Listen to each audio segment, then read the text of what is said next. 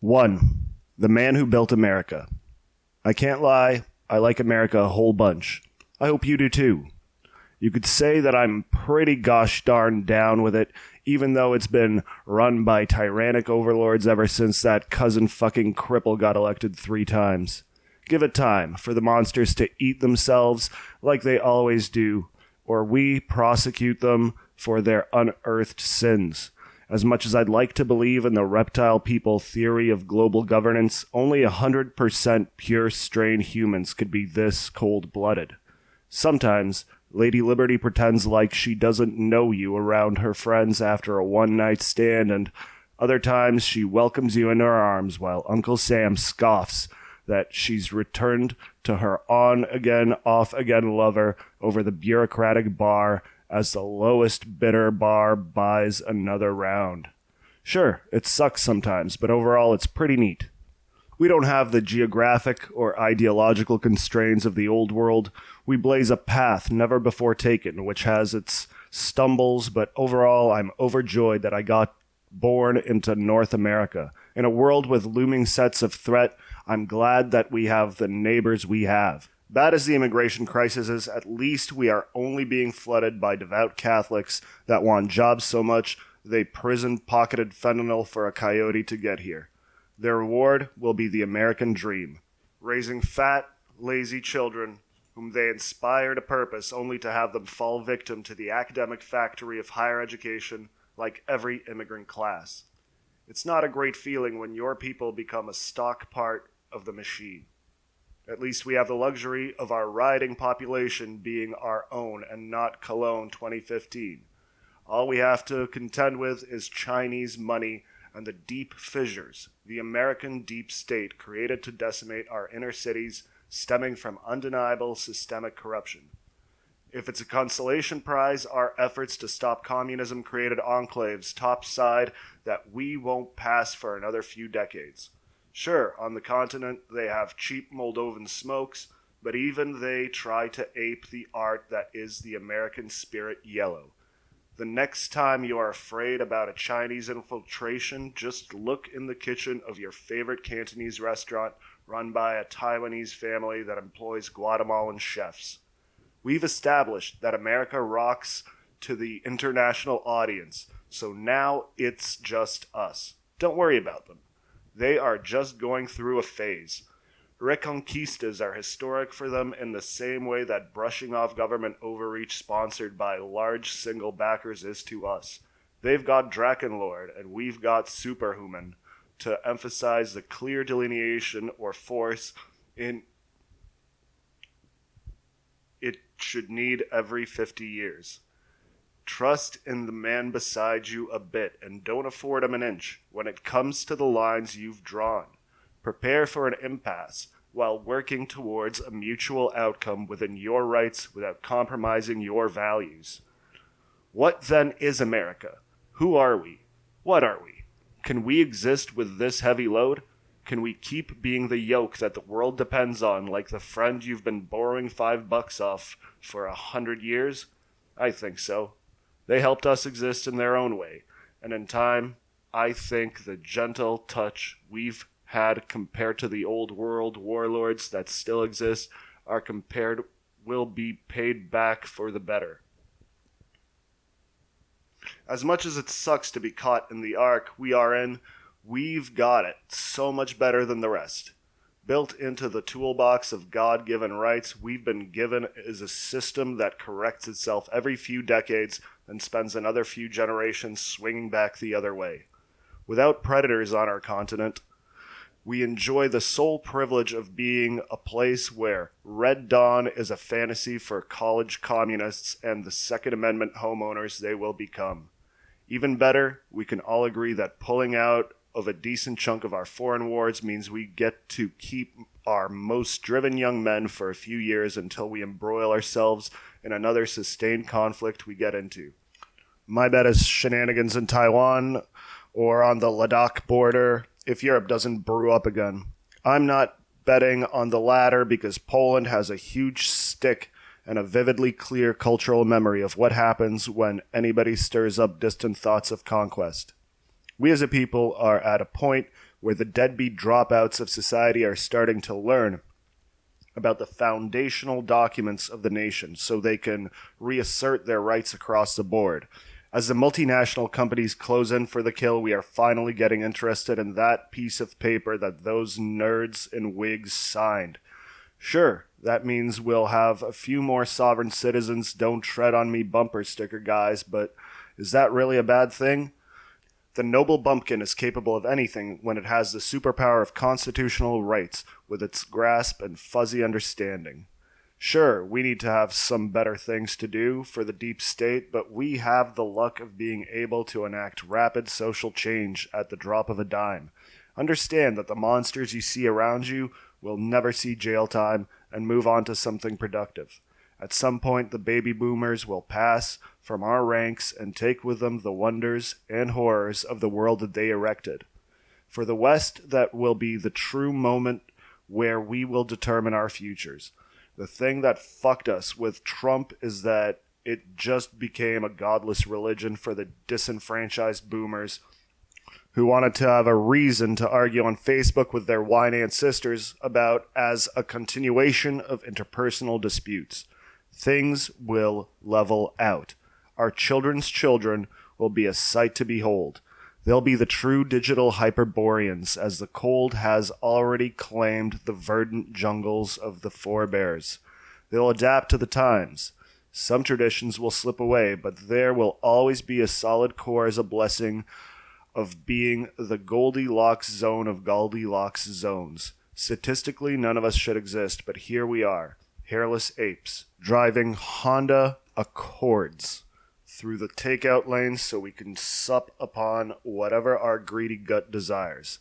Everywhere else has thousands of years of baggage. We've got so little time logged with so much to go. Geopolitics isn't a marathon, and this pressure cooker has yet to reach room temperature. At some point, we all agree to give and take apologies for what all those old-time people did so we can just get onto the next page. We bought slaves, did some genocide. We keep doing medical experiments on the public without them knowing, and we invented modern war. When it does, things will get heated, but once it simmers down, it'll all melt together. I have faith in the great experiment, and so should you.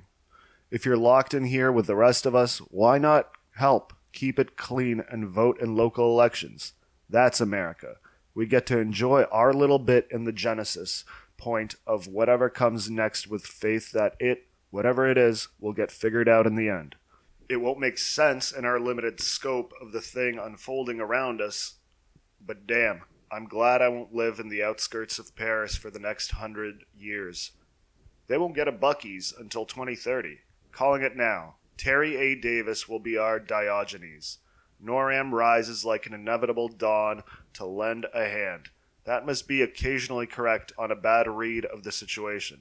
To the rest of the world, that we are the sum of our parts.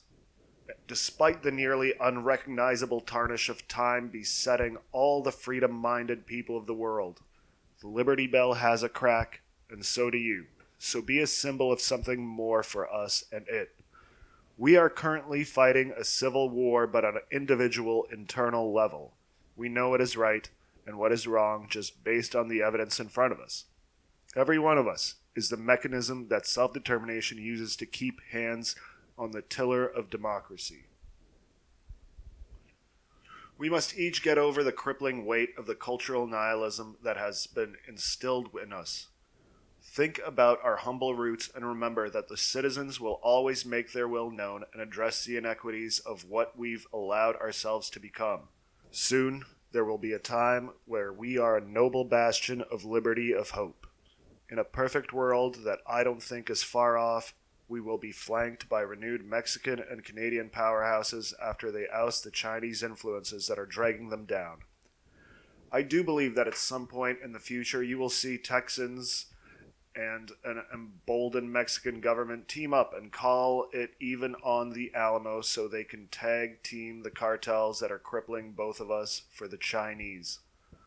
All they need to do is kick the chair from under the funding that the American government is pumping into their dogs in the fight while properly getting a handle on the Han influence that spread into North American century of humiliation so easily in that destabilized environment. With the Mexican government backing the play, the action would be over in a month and wouldn't end in war crimes, ideally.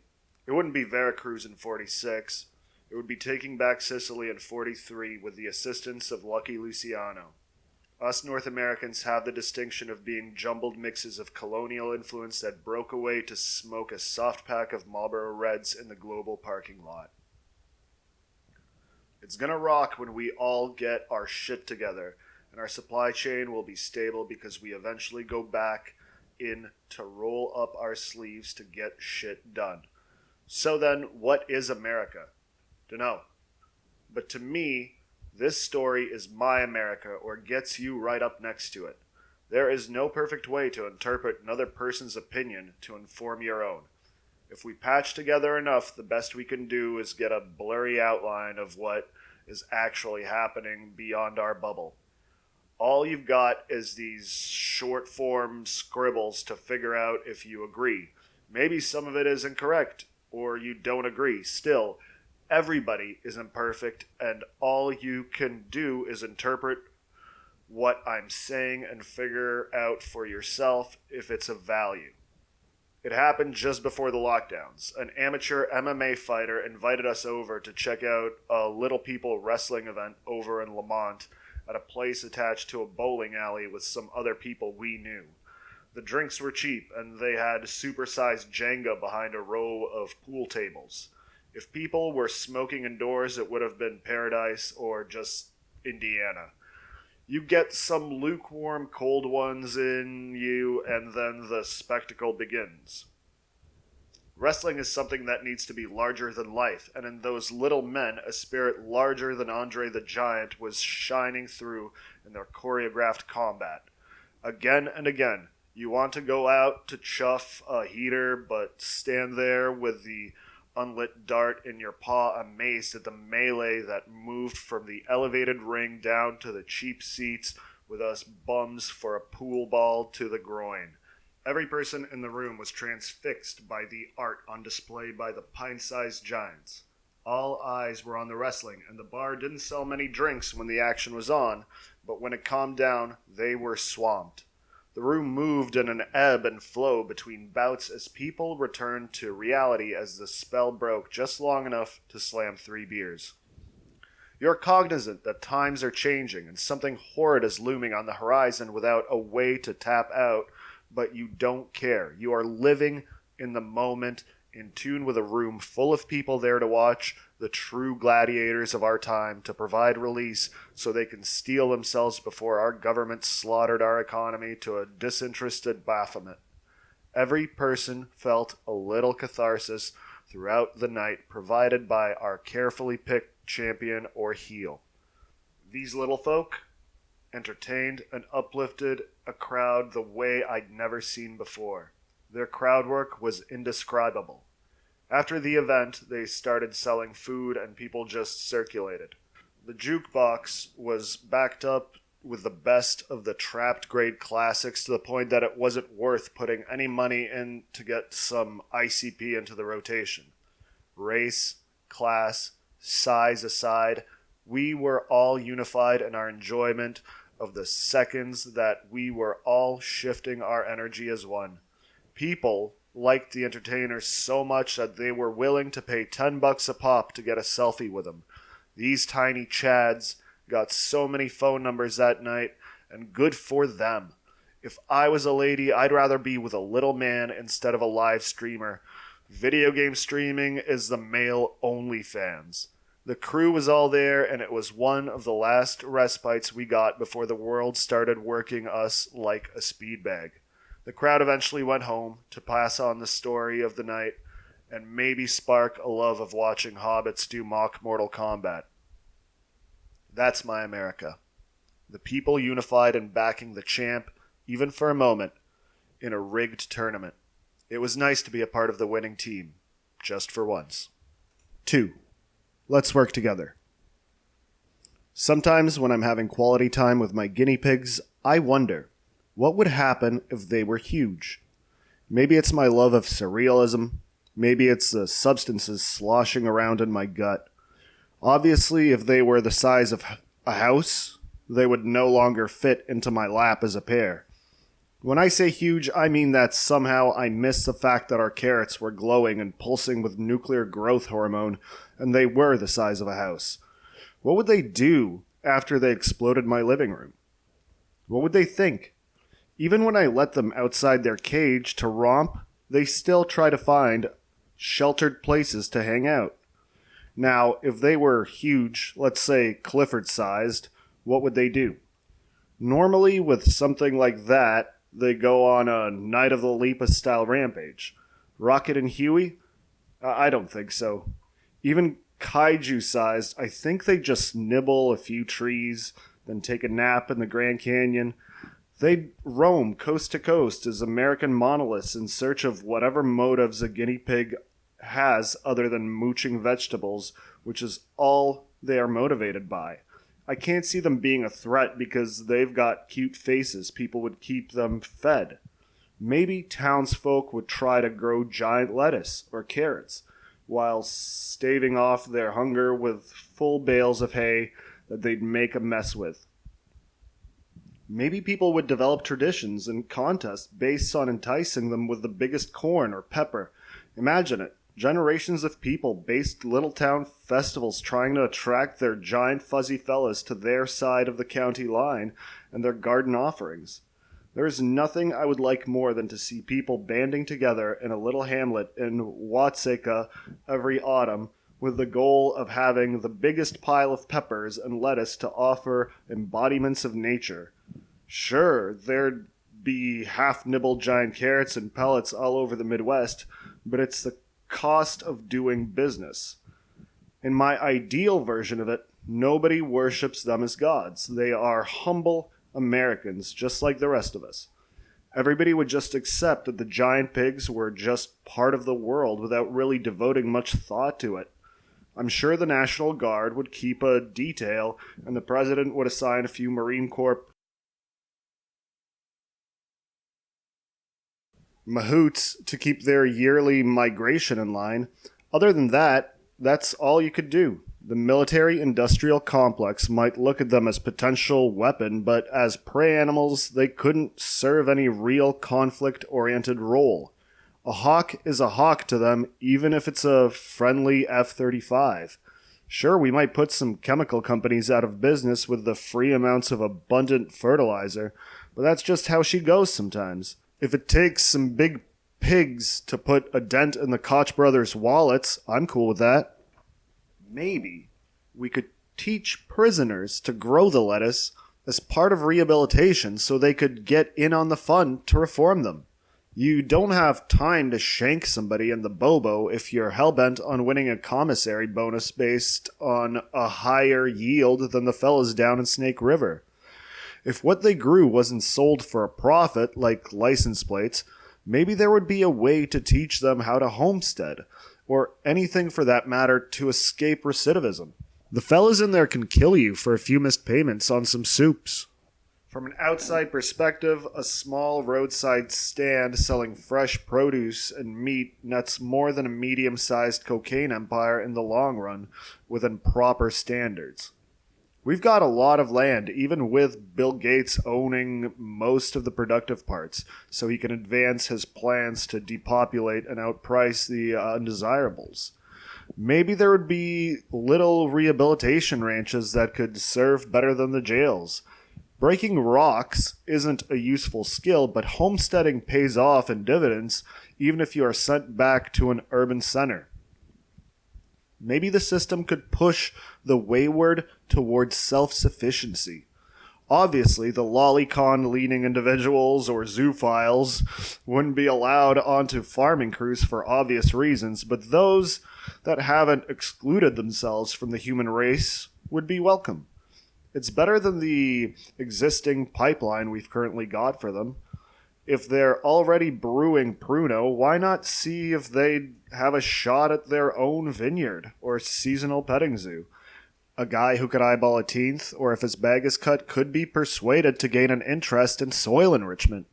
Maybe we could let them learn how to stand on their own when the state pulls away its enforcement instead of throwing them back to the wolves with a kick me sign taped to their backs. We'd have to reroute funds, gut entire bureaus, and force the powers that be to pay a fair wage for work done by the damned. Changing the course of bureaucracy is a formidable feat, but traditionally, it can get done if enough people want it. You can dam a river, but unless funded, you can't triage. Wild, I know. But imagine it. Imagine a country where Americans can have their chance to drive our future before all the other benefits, and it would all be thanks to two big hogs. That would be pretty cool. With the fruits of our communal endeavors. More than the innocent competitive nature of the framing of the idea, it sounds pretty dope. There is no meat involved, and because there is likely a town rivalry at stake, all walks of life will be in. If a man can create an underwater hamster objectivist paradise, anything is possible. I can see some hard-working Jethro in a flyover state calling up his lib daughter to ask her the best way to grow huge lettuce without any pesticides. The normal person isn't worried about what companies are dumping into our drinking water, but it could bring people together in a way that we haven't been able to since our small villages became international hubs of commerce and culture. Since they don't want to get anybody accidentally trampled, they'd obviously be kept in emptier parts of the country. It's the best case scenario for them as well. As cute boys who have lived their entire lives in the apartment because the deck is far too dangerous, I think they deserve to be giants so they can go visit the nature on the other side of the door. They'd be able to live lives in the places where America is rusting but unspoiled in the right pockets. Obviously, we'd have to protect them as a natural resource so corporations didn't shove giant logos funded by Uyghur genocide via 1 in 5 clothing companies on the planet, unlike our children's soft little brains. Unlike the future generations of Americans, the politicians would actually care about the outcome of their immediate actions in elections that didn't matter when faced with the pigs' fearful, beady eyes, employing them to grow a bumper crop. When the super PACs or Soros come knocking around, the government would be afforded that they would want to denigrate the legacy of big hog migration season. Imagine a generation of environmentalists having something real that they could do by protecting the giant pigs instead of stopping us from being energy independent. Sure, it's silly, but can't we all do with a little bit more of that? Maybe if something comes across as silly, someone accidentally stumbles on a tangential idea that helps dig us out of the hellscape we currently inhabit. Levity is the only way to salve the understanding that we will never see utopia. The interesting part of watching a digital society develop is watching the actual masses reassert themselves against an inefficient system and the socially maladjusted. Do you think the rabbit, horse, rat, and pitbull moms of America would let the corporations take away something so pure from the peoples of the Americas? They don't care about the battles of Old Hickory, but they do like cute things that they can take the kids to go see in the wheat fields once a year with the dog while wearing a big sun hat paired with a prairie dress. What if it starts out as something small and the people get behind it, and little by little, it forces the system to make more sense? Sure, bald eagles are cool, but as a runner-up that everybody can own, people could rally around it. We could start calling regular guinea pig-sized hogs mini-pigs. We'd have to regulate illegal breeding rings in a way that we have never done for the people, but it's the little steps that count. Small things pay off the biggest when they cascade. 3. Troopy boy, you won. Modern military service's primary attraction is the forcible structure at its core, beyond the drapery of service to the nation. In the formational years of a man, we are imparted with the toolbox we'll be restricted to for the rest of our lives, better or worse.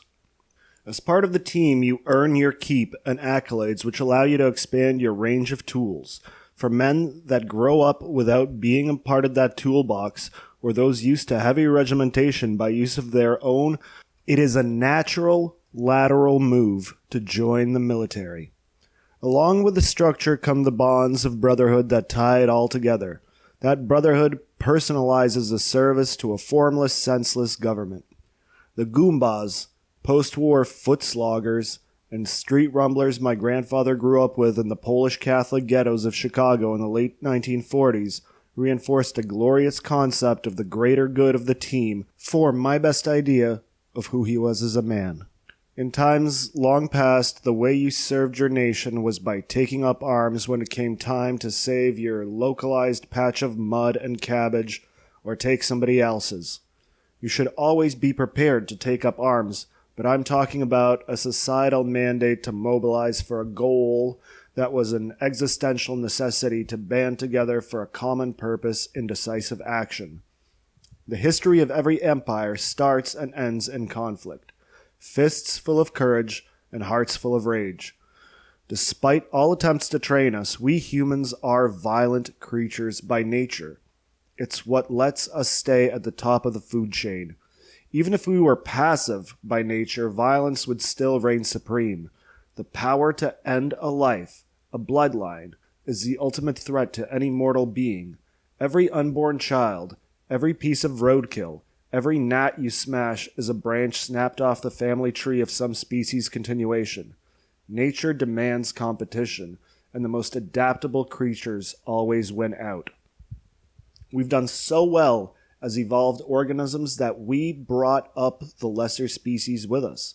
Like us, dogs experience the existential genetic dread that we were built to hunt animals as a team. You and your golden retriever both wish you could be out hunting duck, fulfilling your biological purpose, but much prefer to order it from DoorDash so you can keep watching monster movies. Still, even with convenience, there is a decent number of us that go out to fulfill our primal purpose as an individual trying to do honor to his tribe or pack. Like it or not, America's involvement in war with a professional, dedicated fighting force irreparably shattered the paradigm for the post-Soviet West. Wrapped in the colors of democracy, we use the impetus of the apparatus provided to us by the necessity of industrial conflict to overplay our hand as everybody does when they enter the graveyard of empires. We lost the high ground, moral or otherwise. When you cull your greatest, trying to change the fundamental nature of how things are on somebody else's soil, you will always be short of the men that drive a nation to greatness. If they are dying for somebody that wouldn't spit on them if you were on fire, they can't raise strong nuclear families. Way the stories go, my grandfather was 17 with a week to kill before shipping out to basic and caught a charge for stealing radios out of cars to sell to his uncle that ran a chop shop somewhere in Cicero. He told it as 112 radios when the Chi-Town Flatfoots put him in front of a judge, and when they found out he was already going to the service after graduating from high school, they dropped the charges with the acknowledgement that he was going to make it out of basic. Years later, he'd come to know that judge personally as equals, proving that sometimes the system has mercy, especially when you've both been on the dole of a Chicago family at one point or the other. The way I explain my papa's military service is by telling them he served the Corp at a howitzer battery at Okinawa. I usually let it sit a few beats, then include that it was during Vietnam. He was in the country in 61 or 62 for about a month before he started having a horrible allergic reaction to something, and they shipped him to the land of the rising sun for the rest of his tour of duty. He talked about how in the morning he could scoop the Agent Orange or White off his belly when he woke up for the month. Somehow he was one of the only people on that side of the family that didn't get cancer. Married in 63 to his high school sweetheart from the old neighborhood. He spent the rest of his time of his 2 tours becoming the original weeaboo as he immersed himself in the culture of a rapidly industrializing Japan. As a small aside, we were once watching the Iron Chef episode of Futurama, and the presenter of the competition bows and says, "Domo arigato, Mr. Roboto." He turns to me on my parents' polyester forest green sectional and asks if I know what that means. Between us, we had a splayed 12-pack of sliders with the remnants of the fries getting gross and the remainder of the ketchup packet squeezins. I answer, of course, even as a 5th grader. I'd heard my old man bumping sticks, and it was one of those songs that everybody know via cultural osmosis. He waved his hand and told me that I didn't know. For the next hour, he explained the Sino-Japanese War, the Rape of Nanking, mid-century resource expansion, and Unit 731.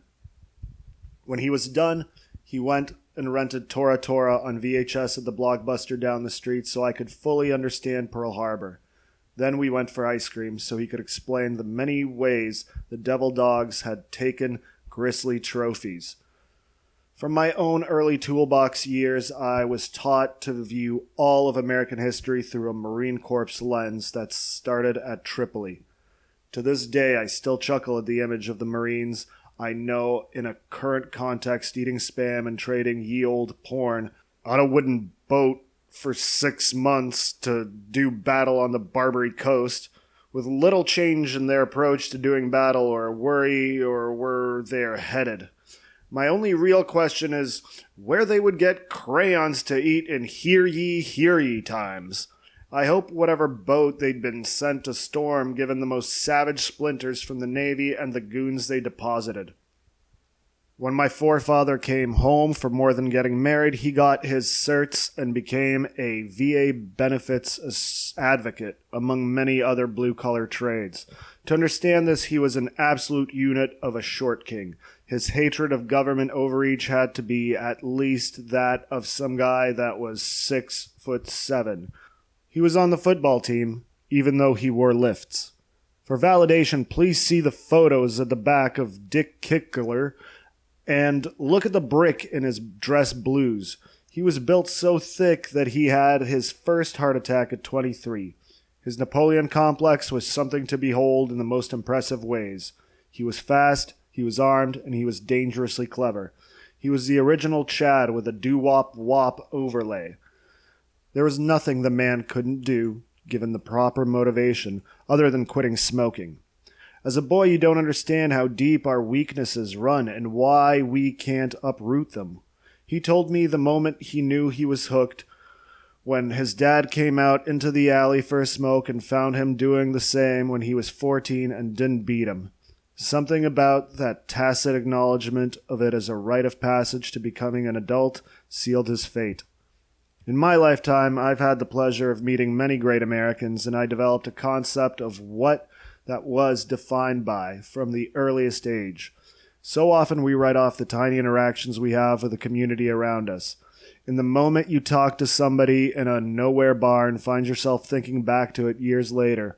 One-shot conversations that you'll never be able to recreate.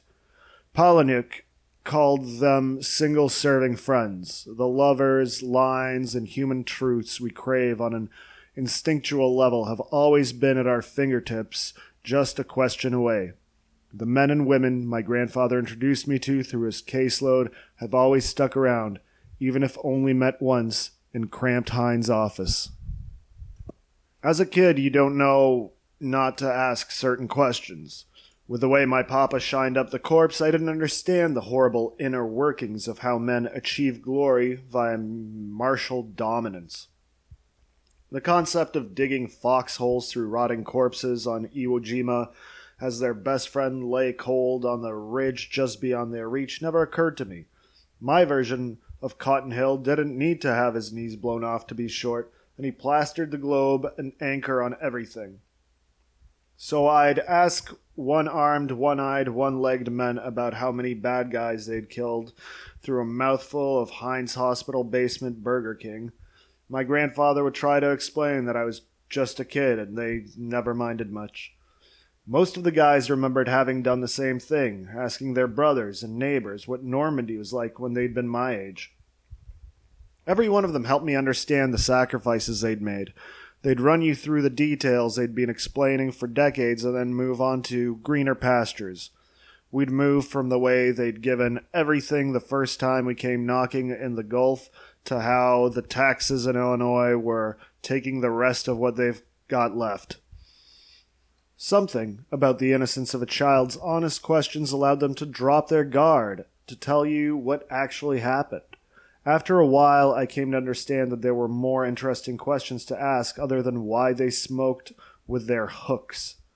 Of all of them, my favorites were the gunnery and drill sergeants, because they were all hooked up in the tangled ties of brotherhood in arms and VA benefits. Everybody was real tight as an extension to being a guy in a squad, making sure everybody else was squared up before the push. Something about having to be brutal taskmaster for a living always manifested in them being literal rays of sunshine in their day-to-day lives. The men around them treated them with a reverence I'd never seen for the chaplains roving around. I never ran into a sadist looking to make people miserable the way movies would have you believe. I feel like people not raised on the martial traditions have a concept in their head of the drill sergeant based on a diluted version of the one from Full Metal Jacket. If I was ever a soldier, I'm sure I'd have hated to be on their business end, but goddamn were they the best.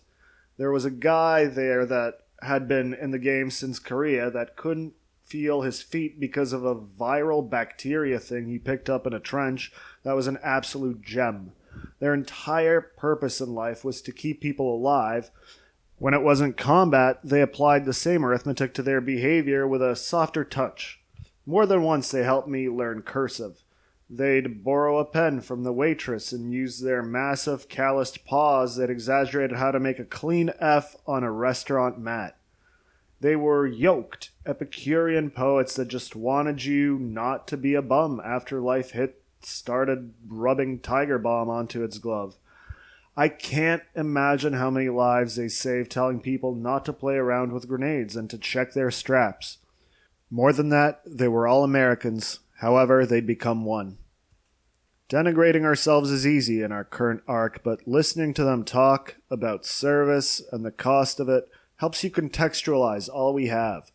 Maybe we shouldn't send our strongest sons to die in some nowhere while the marketing executives and bugmen take over. Things tend to happen when you have a bunch of dissatisfied seasoned veterans that wish the world was a bit more fair as a rule. Eisenhower talking about the military-industrial complex has been a meme for years, but still we get stuck in the role of world police as we lose our society one misstep at a time to protect all the rest of the world holds dear. Maybe if we switched our goals as a nation so we could get on the same page, they wouldn't have to expend their primary years like a tally on a balance sheet that needs to be spent to justify a larger budget next year. If we could apply the blinding rays of sunshine to the cracks in the sidewalks of our society without needing to hold the world together, imagine what we could do if the system could promise as a tradesman instead of dying to an IED in a place that could give a shit about liberal North American democracy via the system's neatest trick. People just want to have purpose, and we can give it to them if we don't turn them into slaves for the credit system of finance. I'm just saying that we can be prepared for a future war scenario without overextending our hand for an ungrateful world that simultaneously turns their noses up at us because we are footing the bill without our blood or treasure. I know it's big nerd talk, but what if we could find a way back to inward-looking civil process? We send so many brilliant minds into situations that they will feel morally ambiguous about for decades to come. What if there was a structure, a system that didn't put most of them in those places except for the most dire circumstances? We could keep the glut if we had to, but we could do things like repairing infrastructure real easy if we didn't rely on privatization of the nation by multinational conglomerates. What if, through sheer force of will, we could make the world we want one conversation at a time, kindling the flame that so many of us have towards serving the team? The world sucks, but it doesn't have to. Pinpricks of light bring the dawn through the worn blinds that need to be replaced one way or the other. Some things are worth fighting for. The greatest thing my father and those men imparted on me was an understanding and deciphering what you are seeing and what you are told you are seeing. More than one guy told me stories about seeing blue-on-blue incidents in Vietnam that never made it into reports. Every one of them had a decent theory about how or why Kennedy was killed that met up at certain key points. Not one of them trusted the government they had served and lived on stipends from to consolidate the fact that they had woke up screaming every other night. They loved America, but Clinton into Bush wasn't exactly a time that saw the federal government treating our vets the best. When your health care and a decent part of your income is dependent upon the government holding up their end of the bargain after they've thrown you into the grinder, you'll usually get fucked. Hell, other than after World War II, I'm not sure if there was ever a time where the government treated the troops well, going all the way back to the Revolution. Still, they all voted and contributed to a mirage society, picking the battles they would win for a net positive. Good, honest Americans. On a less grim hand, their tendency towards conspiratorial thinking during the prime years of Art Bell meant I learned a great deal about the UFO believer movement. When a former Tomcat pilot on a handful of pep pills tells you the things they've seen over the open ocean and they can't explain it, adds some credence when you're in elementary school. Sure, he'd grown up in Appalachia and hadn't seen a plane until he was 10, but they were always so resolute about what they knew to be true. I can't verify the truth of this story, but my grandfather once told me a story over some spumoni about a sniper he knew that kept ears in an urn on the mantelpiece that he told his wife was his mother's ashes. One day, she drops it while cleaning and out flows formaldehyde-soaked ears onto the carpet. Their trophy-winning corgi rushes over and gets a few down before the sniper's wife could get to it. It'd been in front of her all that time, and she hadn't an idea about it until it was far too late to save the carpet.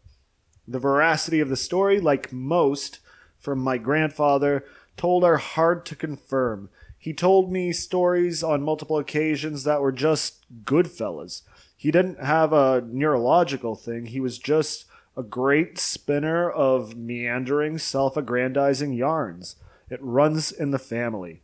The weird part was that he fit them into very real stories about very real people connected to very real crime families. If I hadn't read it in books, rap sheets, and confirmed with the relevant family members, I wouldn't believe the bits the Goodfellas stuff was sandwiched into. It took me years of confirming, but he and one of my uncles once beat an undisclosed ex-husband with a frying pan for laying hands on his wife. There were so many interesting stories of his own, but he'd always felt like he needed to shine up the narrative to make up for his stature. Maybe, just maybe, the answer has been in front of us all along. The distilled version of all they taught me was that beyond your own needs, you need a singular dedication to a singular purpose that supersedes God or nation while remaining rooted in those two. Reality is weird, man. Deal with it. Focus on maximal outcomes even if the guinea pigs only grow to the size of a small gas generator. It's progress. Sure, you'll tell people that your hogs are as big as a small shed, but we need little things to make us feel special so we can continue on our great pursuits.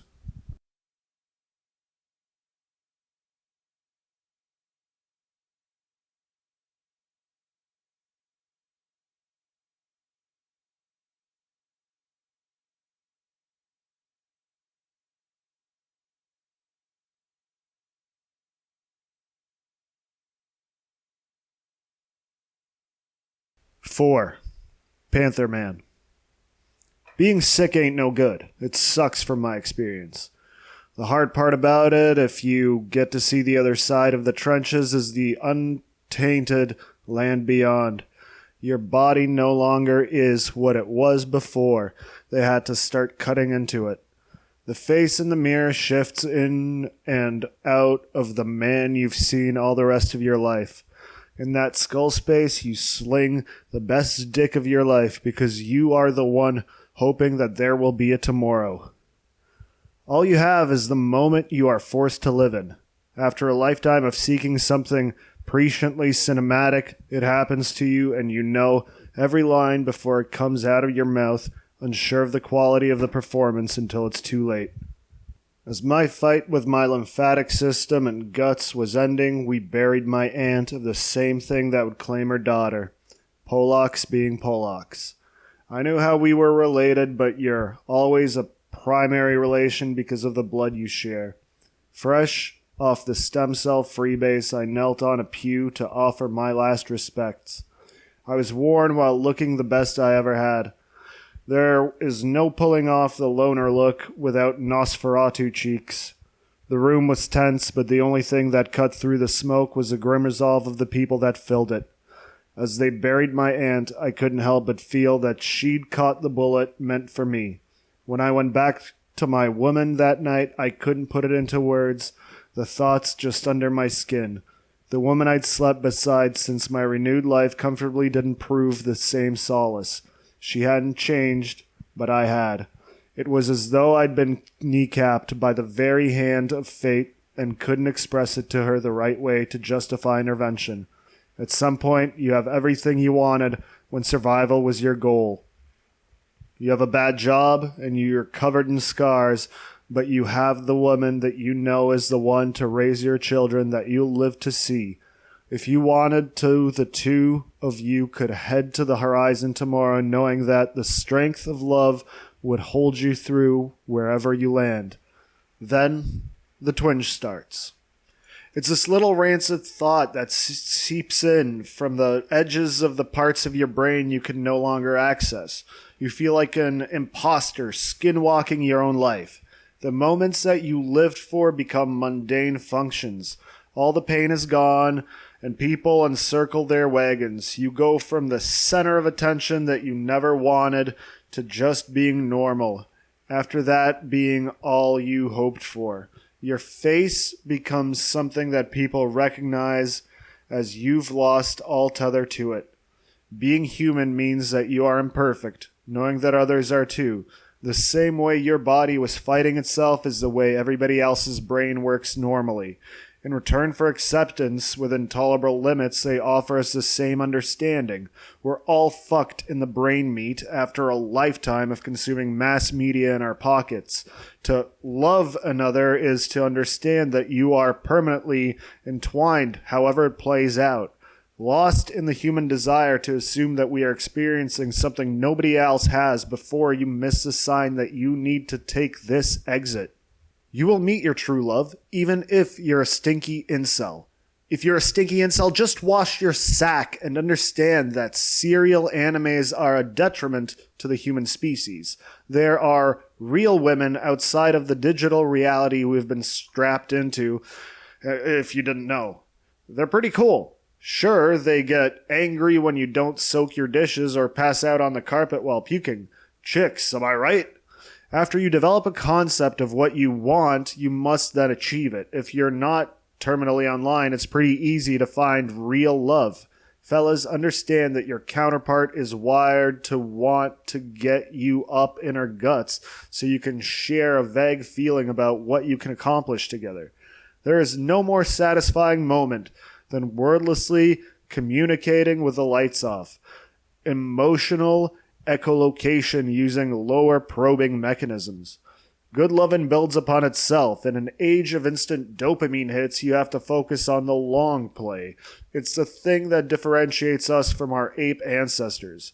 If you find something solid, hang in there while you've got it, because once it's gone, it ain't coming back. The internet age has tricked our brains into assuming the overabundance of the rarest things in life. A switch was flipped in all of us that allowed doubt to wriggle into the equation with stable partners. When you are young, especially, there is a predisposition towards thinking that your horizons are ever expanding because chicks still occasionally shoot you winks over the bar top at your local crowded venue.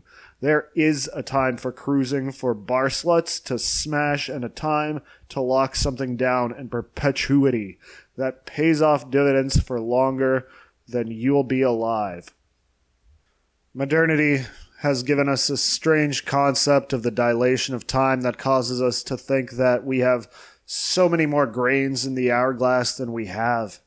There is a moment of eye contact in our lives that the rest revolves around because of its implications. As time stands still, and you both feel something shift inside that locks you together. If it's not with a trash queen, you must strive to hang on to it at any cost. If she was going off the rails before that moment, she's going to keep on that path. Ignore your heart and get the hell out if you have that moment with a person like that. If you found that moment and she doesn't play video poker, lock it down. Understand that as society keeps going down the drain and your hairline recedes, the magic of it will diminish at the same rate as your chances to find that connection.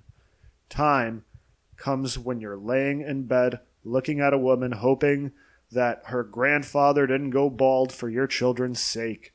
You start aligning yourself to something greater if you've mastered the art of being a productive human. As much as you know this, there will come a time where you are presented with that choice. You always assume will come on the next time around as you allow something amazing to break down. It starts small, then the foundation starts to shift. Nobody just wakes up overnight to a stillborn relationship. It takes 100 little things that chip away at the cornerstones until the structure can no longer stand upright, given only the option to collapse. Over the ruins, you share one last moment of a different kind that will last a lifetime as the shame and sadness sink in. You look at her in the doorway and you know that there is no coming back. No rejuvenation that can bring back what you've lost. You've both failed at something that you've devoted yourself to. The scars on your heart are something that you will carry in you in everything you do. But that can be avoided. After doing your preliminary checks, you've got to allow scale creep to come into your relationship. It always starts with an extra toothbrush in your bathroom after a if I do and ends in an I do. Lock 'em down, lads, and be a damn good dad using that intensity of the initial momentum to carry you through whatever you two must share.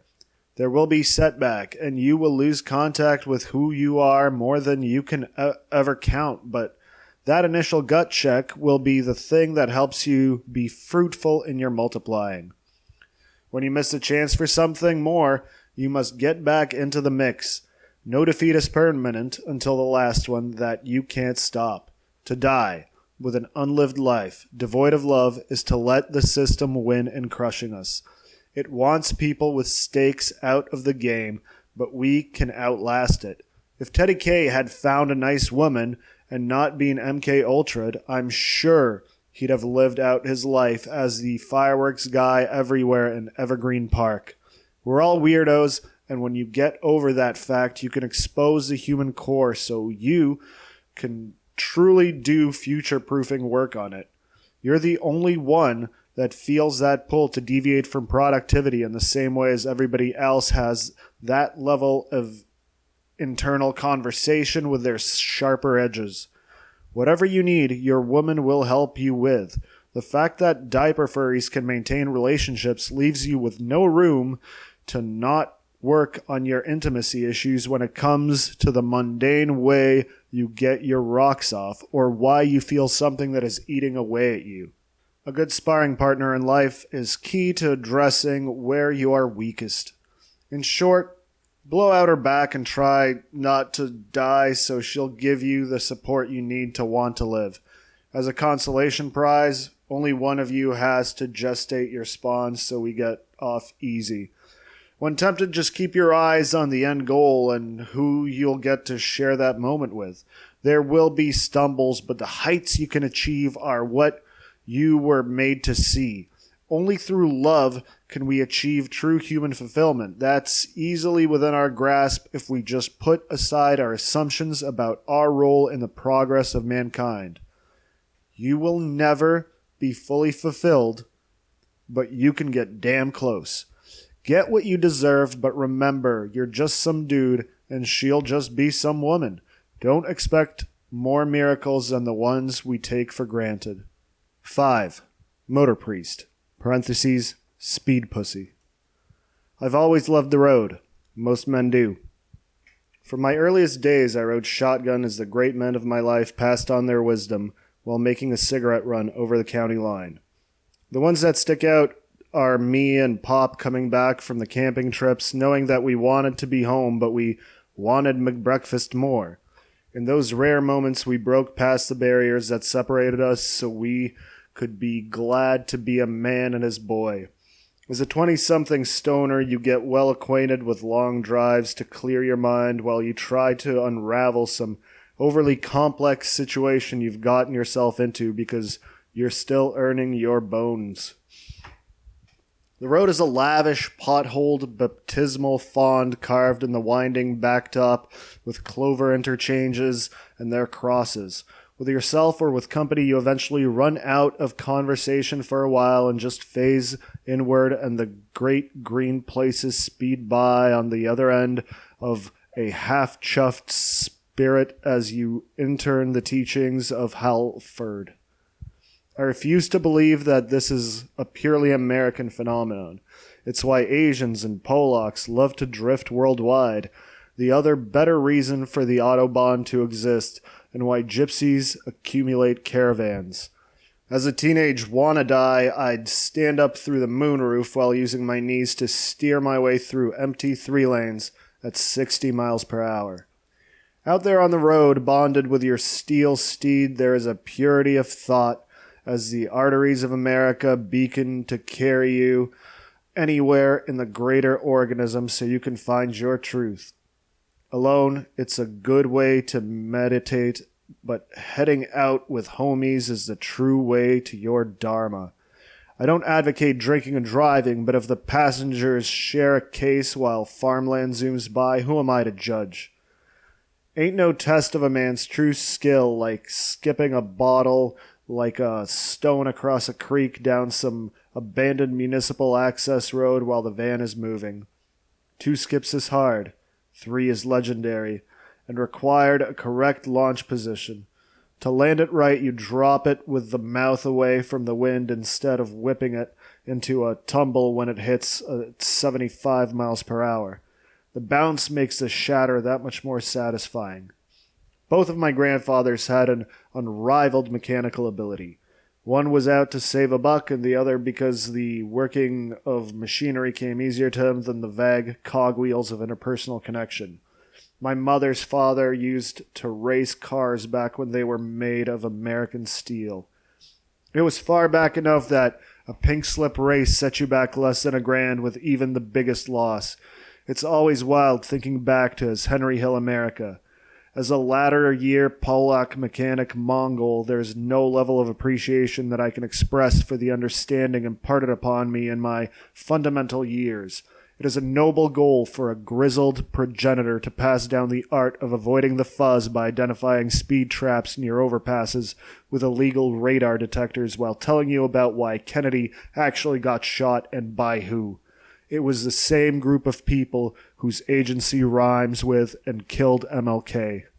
When the crew started rolling out, it was by necessity. If you don't want to go to a bar and need something to do as an adult, you are essentially shit out of luck. So we just started driving to kill time while formulating a plan for what was left of Tuesday. Soon the driving became a goal. Lord Huge and I would just pick a direction and go in for the time we had allotted. You get a decent idea of the size of America after you drive south for 3 hours and still find yourself in Illinois. After a few runs, we had 55, 88, 90, and 94 mapped. Everywhere we explored had been discovered and settled since 1818, but we still felt the pioneer spirit. Being mischievous mid-20s lads from the south side, it ended where it always was going to. Soon we added a little bit of road spray painting with the occasional overpass. More than once we illuminated rural nowhere roads with the holy scripture of Temple OS. Lord Humongous was always down to be the wheelman, which suited me just fine. Our days on the road were like warrior poets on a campaign in the company of the greatest 12-pack philosophers of the age.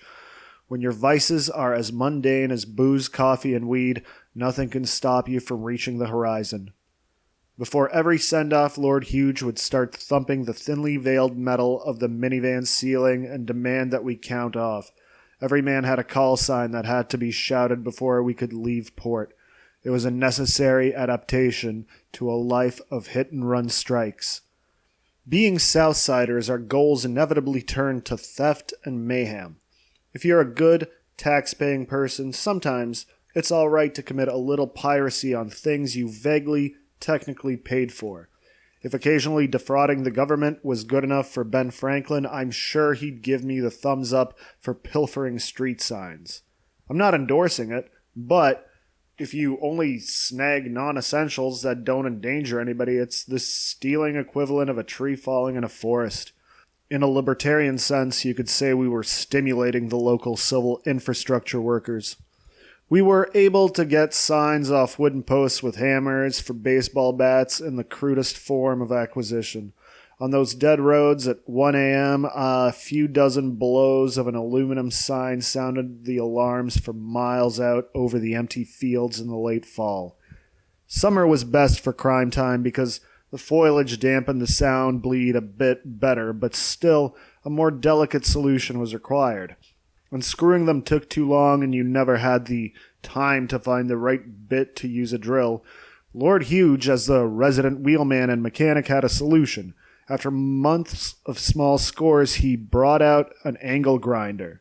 Now, instead of 2 minutes of metal-on-metal impacts, it was stealthy minute of an angular grinder screaming into the nights as a halo of sparks illuminated the crime. The sight of headlights was always an instant abort of the mission. The night we tested the grinder out, we were rolling along some winding roads near Pontiac somewhere at 11 at night on a Thursday. I've got a good buzz going, and Lord Huge stops a car with a burst of laughter. He points at a sign at the center of a three-way intersection and reads it. Big Hills. I'd never seen one like it, and it had 2 bumps that looked like boobs. It was like a sign from up above that we needed to ply our trade. The Sasquatch in the back seat pointed out into the road at a massive 10-point buck that had been obliterated by a truck that had to be going at least 50 on impact. Blood and intestines streaked the road 15 feet from where they started in our headlights.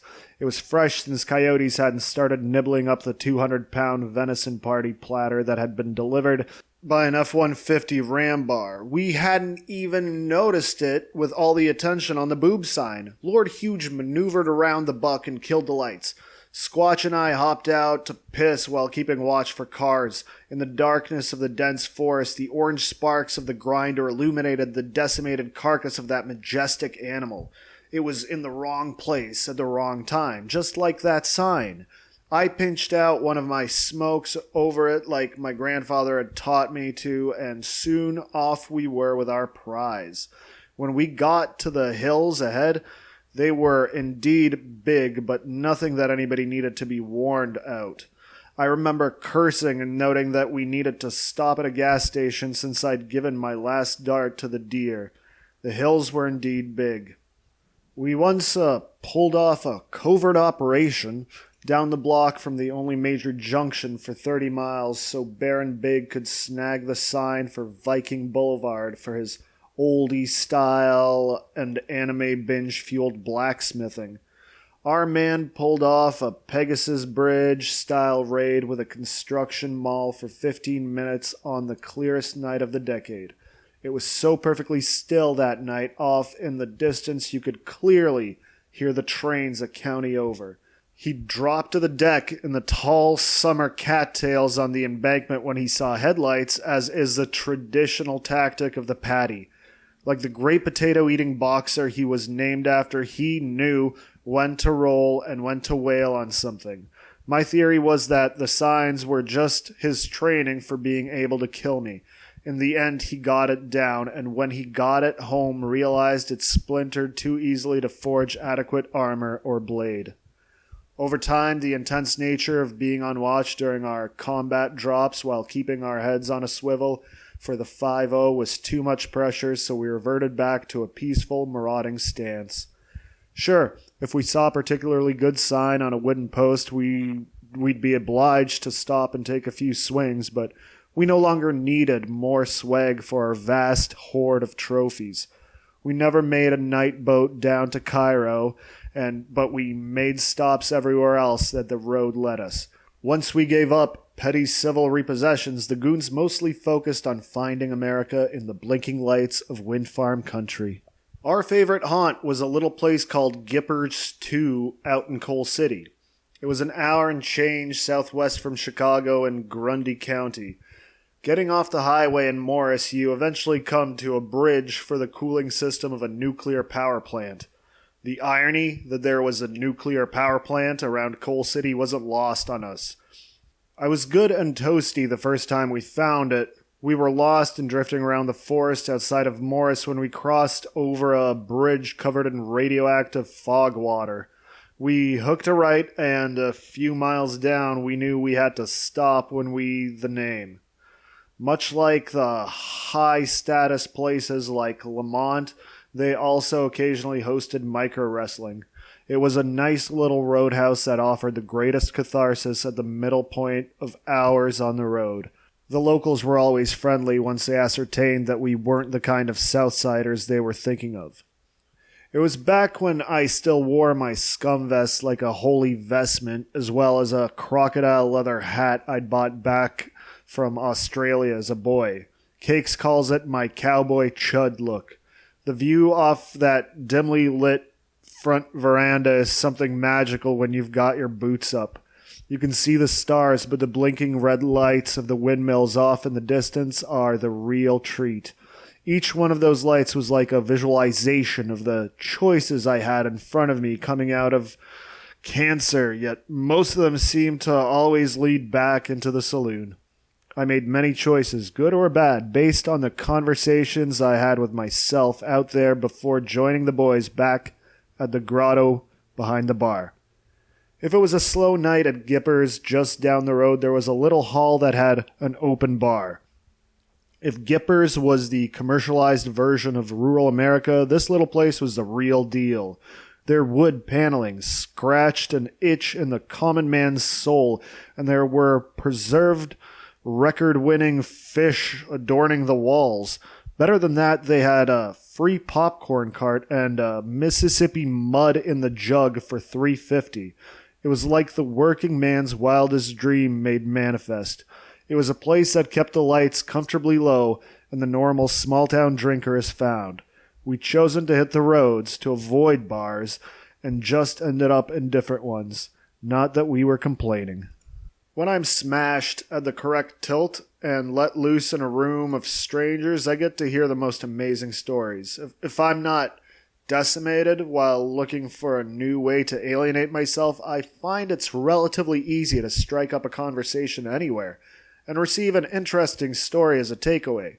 Sloppy drunks always go to their core issue and loop on it on either side of the conversation. It's the hard part of slowly trying to tap into other sources of power than liquid courage. We're all just human conversation claymores. Our tripwires were set when our ancestors realized they wanted to hear the shaman's fanfic about where thunder comes from. Our very purpose is to share what we know, and if you know how to gently tap into that without injecting your own hang-ups, any person you meet will spill their guts to you. We are all wired to tell the other hominids where the food is and where the saber-tooths tend to lurk. Even before the invention of language, a cluster of troglodytes could figure out how to take down a mammoth. There is a level of bias built into every conversation you have and will ever have, but we've historically been able to deal with it. How it goes. Communication goes beyond words, symbols, or inflection. Muddied through language, format, or comedic timing is people get the point one way or the other, based on the drive of the purpose of what you mean, spliced in with subliminal cues. In that we learn disposition is everything. Boiling discourse down is as easy as looking at the input as a series of factories, each creating their own car, sending it over to be inspected, then returned to the manufacturer while the opposite plant does the same. You're in an enclosed loop, checking the mandatory defection points in the OEMs that makes a singular original manufacturing manager. In a one-on-one setting, it's as easy as a few checks to confirm or deny the stress fractures in the frame with a plan to remedy them. The more feeder plants, and in the inverse, if you're on your own, kinda tilted kilter, you are liable to dump your purse at the slightest crumb of human interaction. We've grown so very jaded to the reality we experience through a series of missed opportunities and backlit screens alone in the dark. Other than historical misconceptions that metropolitan complex dwellers always miss about the people you meet, and nowhere is the truth of the people out on that great green fringe outside the sprawl. We've all spent uncounted nights in dimly lit rooms having conversations about nothing just to puff out our chests to attract an unstable mate, if even for just the night's genital excursions. Speeding past all that land with friends that would last a lifetime to meet people we'd never see again was a liberating experience. If you suck at conversation, just talk to lots of people. Eventually, law of averages and all, you'll meet enough people that will put you in check and share with you a perfectly balanced counterpoint to your bullshit stance. There's nothing that checks the ego like belly aching to a father of 4 who is about to lose his farm and him hitting you with real advice without malice or condescension. Most bars make their wage from swaggering assholes that need copious libation to excuse becoming their true selves, or the lost seeking a loosely stitched social circle. If you want to ever understand the peaks and valleys of the human condition, talk to the people who have their own designated seat at a local watering hole. In the end, you come to understand that plus or minus a few drinks, we can have or lose it all. If you ever met a downtown neo-techno hippie, they will tell you all about the drugs and where they had to do them as though they were some kind of incantation to summon their true best selves via Faustian pact with a high-end drug dealer that they had in the roster and whatever sex partner was available. Sometimes they were one and the same. They intellectualize the pursuit of truth and completely miss the off-ramp they were aiming for. If you want to understand the true bliss of human existence, talk to the people around you the next time you go out for a beer. Sure, some of them will be dumber than a rock, but there is a truth in the obstinate stones that dot the landscape that have the most interesting stories to tell if you can read the sediments composing them correctly. There is nothing in this book you couldn't have learned over a bucket in the nearest rat hole infested with the blessed working man. Just be sure to avoid the bikers and the spiritually cored dog brains. Go forth and bring the death grips to the frontier, and don't be a dick when they don't like it. Just remember that everybody loves Hank Williams. Any of them. Experiencing the moment requires finding the place where the moment is going to hop off, knowing that you are the only one that has to deal with you tomorrow after your crew can no longer support you. Ride out with pride, see the world, and do your people proud as a nomad emissary. Most moments are fleeting, and a few correct assumptions always pay dividends in interaction. Every door in life is opened by not being a shitheel and observing your surroundings so you understand how to interact with them. We only stopped going when the boys got into the trades and time was a rare commodity. Now we have broken off to separate raiding parties only to come together for a yearly Halloween party. It's the nature of things, and the trick is to focus on the adventures you will have in the future instead of the unsurpassable glories of your past. If you've got something to say in road spray, just remember that you've only got so long to do it. Move fast, strike true, and remember, this is the only shot you'll get at this. 6. Let my baby ride. You ever feel like the world is against you? That there is a divine magnifying glass perched above us drones? Do you think that your existence was planned or an accidental consequence? Will Anubis weigh your heart, or is it the pearly gates? The Reaper is standing just outside the bedroom door, waiting for his chance to kill the mood when you're at your peak. It's harsh to say, but by necessity, I'm glad Paul is dead. I take no glee in it, but it's a nice little anecdote to throw around at parties like you're the first guy to understand the concept of the finite human existence. My mother was engaged to a man named Paul that died in a boating accident months before they were going to get married. She was the love of his life, and it could have all ended for me there. But fortunately, Ma was a Polak and a cheerleader to boot, so time was going to come that sorrow was going to be lifted. Pops was a yuppie with a smile that disarms you when you catch him in one of his quirks, and he thinks he's unobserved. As a teenager, he and his brothers stole drums of dissected pig fetuses from the dumpster at their high school, then chucked them onto people's roofs from their bikes. The man had a penchant for mischief. Kick in his dangerously clever nature, and it was over for Ma the moment she agreed to go on that first date with the yoked autist in the Kool-Aid Man suit. In time, the sorrow faded, and Pops went in for the gold ring shackle. It was simpler times, so 3 years out of college they had me and a house, and a year after a son. Life went along as it does, and they brought another 2 lives into the world to share our 2 small house with the family dogs. Ma is an open book, but my old man was raised by the silent generation, so it's harder to get those kinds of stories out of him. His solution to adversity isn't to get lost in looking into the void, but rather to tackle it head on, without really thinking about it. Just past the surface, there is an infinite current of emotion that it took me 3 decades to understand. He and I would fight, but the shit that cut through his armor was when I would talk about how shit the family he had made was on a manic panic and monster pubescent testosterone-fueled jag. I'd have put me into a wall just like he did if my libshit blue-haired son told me that he was going to change his name at the first chance during a screaming match about laundry.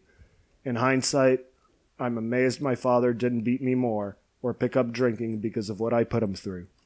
As somebody that does a lot of crying occasionally, I've only seen him cry 3 times in my life, and I was the cause twice because of something I said.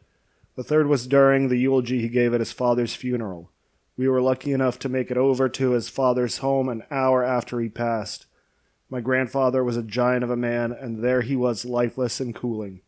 Days before the pancreatic cancer took him, he was shirtless, digging 5-foot-deep holes in his yard to plant trees. In that moment, I finally understood the truth of what death actually, factually was, and the meaning of life. I saw everything he had taught me, and forced myself to accept that there was nothing more I could learn from him. I lost it. Crying around other people is embarrassing, and it's doubly so when you are standing. Pops and I had been going rounds as combatants for years at that point. We'd only stopped going rounds because I got yoked completely, shifting the balance from even to unfair. A truism throughout space and time. He'd tried to find a way to break through to me, and I had always belabored that I didn't have a way to connect with him, even though he tried to the best of his abilities. It was a black parade and the bench press years, so it wasn't the first time he'd seen me weeping uncontrollably. This time, though, it was warranted, and he held me for the first time since I was a boy. Pops may have cried, but I didn't see it. He just held me as he became an orphan. It was a cleansing act, and when I stopped crying, I asked him to teach me how to play poker.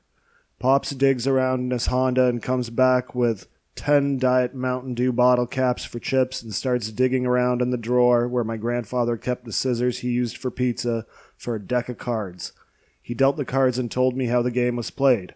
From where I sat at the table, I could just make out my grandfather's face, pale but peaceful. Every time I'd get too lost, Pops would give me a nod and ask if I was feeling rich while doubling the ante.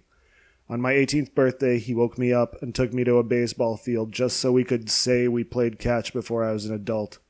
Pops did the best he could, and in time I came to understand the purity of meaning that he tried to provide. In between all our poor communication, there was always an answer that he provided through action rather than words. Our family shepherd ripped his ear off just as they were taking the last picture before they put him down. I was coming back from a shift on the ambulance, and as I'm walking up the driveway, Ma, manic with fear, rushes past me, sobbing about how Bear attacked Dad as she gets the car started. Pops just calmly walks out of the house covered in blood with a rag to his barely connected ear with a Diet Mountain Dew in his other hand. He'd been mauled by the dog that's shared his bed going on 15 years, and it hits me. Man, my ear hurts. It was one of those rare occasions where he didn't ask me if I'd done the laundry. Doctors were able to reattach most of it, luckily. He was already a little deaf before it, so there was no telling where time starts and stops for his hearing. I have many favorite stories about when I was sick. One time my intestines exploded because a pocket of cancer in my guts had dissolved, so I got laid up in the hospital for 2 weeks. If my oncologist hadn't been passing by, I would have died in that waiting room. So I get the intubation tube that's sucking the acid out of my ruined innards out a week, and I'm not allowed liquids. Time, well versed in hooking it up for people in hospital beds, smuggled me a water bottle and a tangerine bye.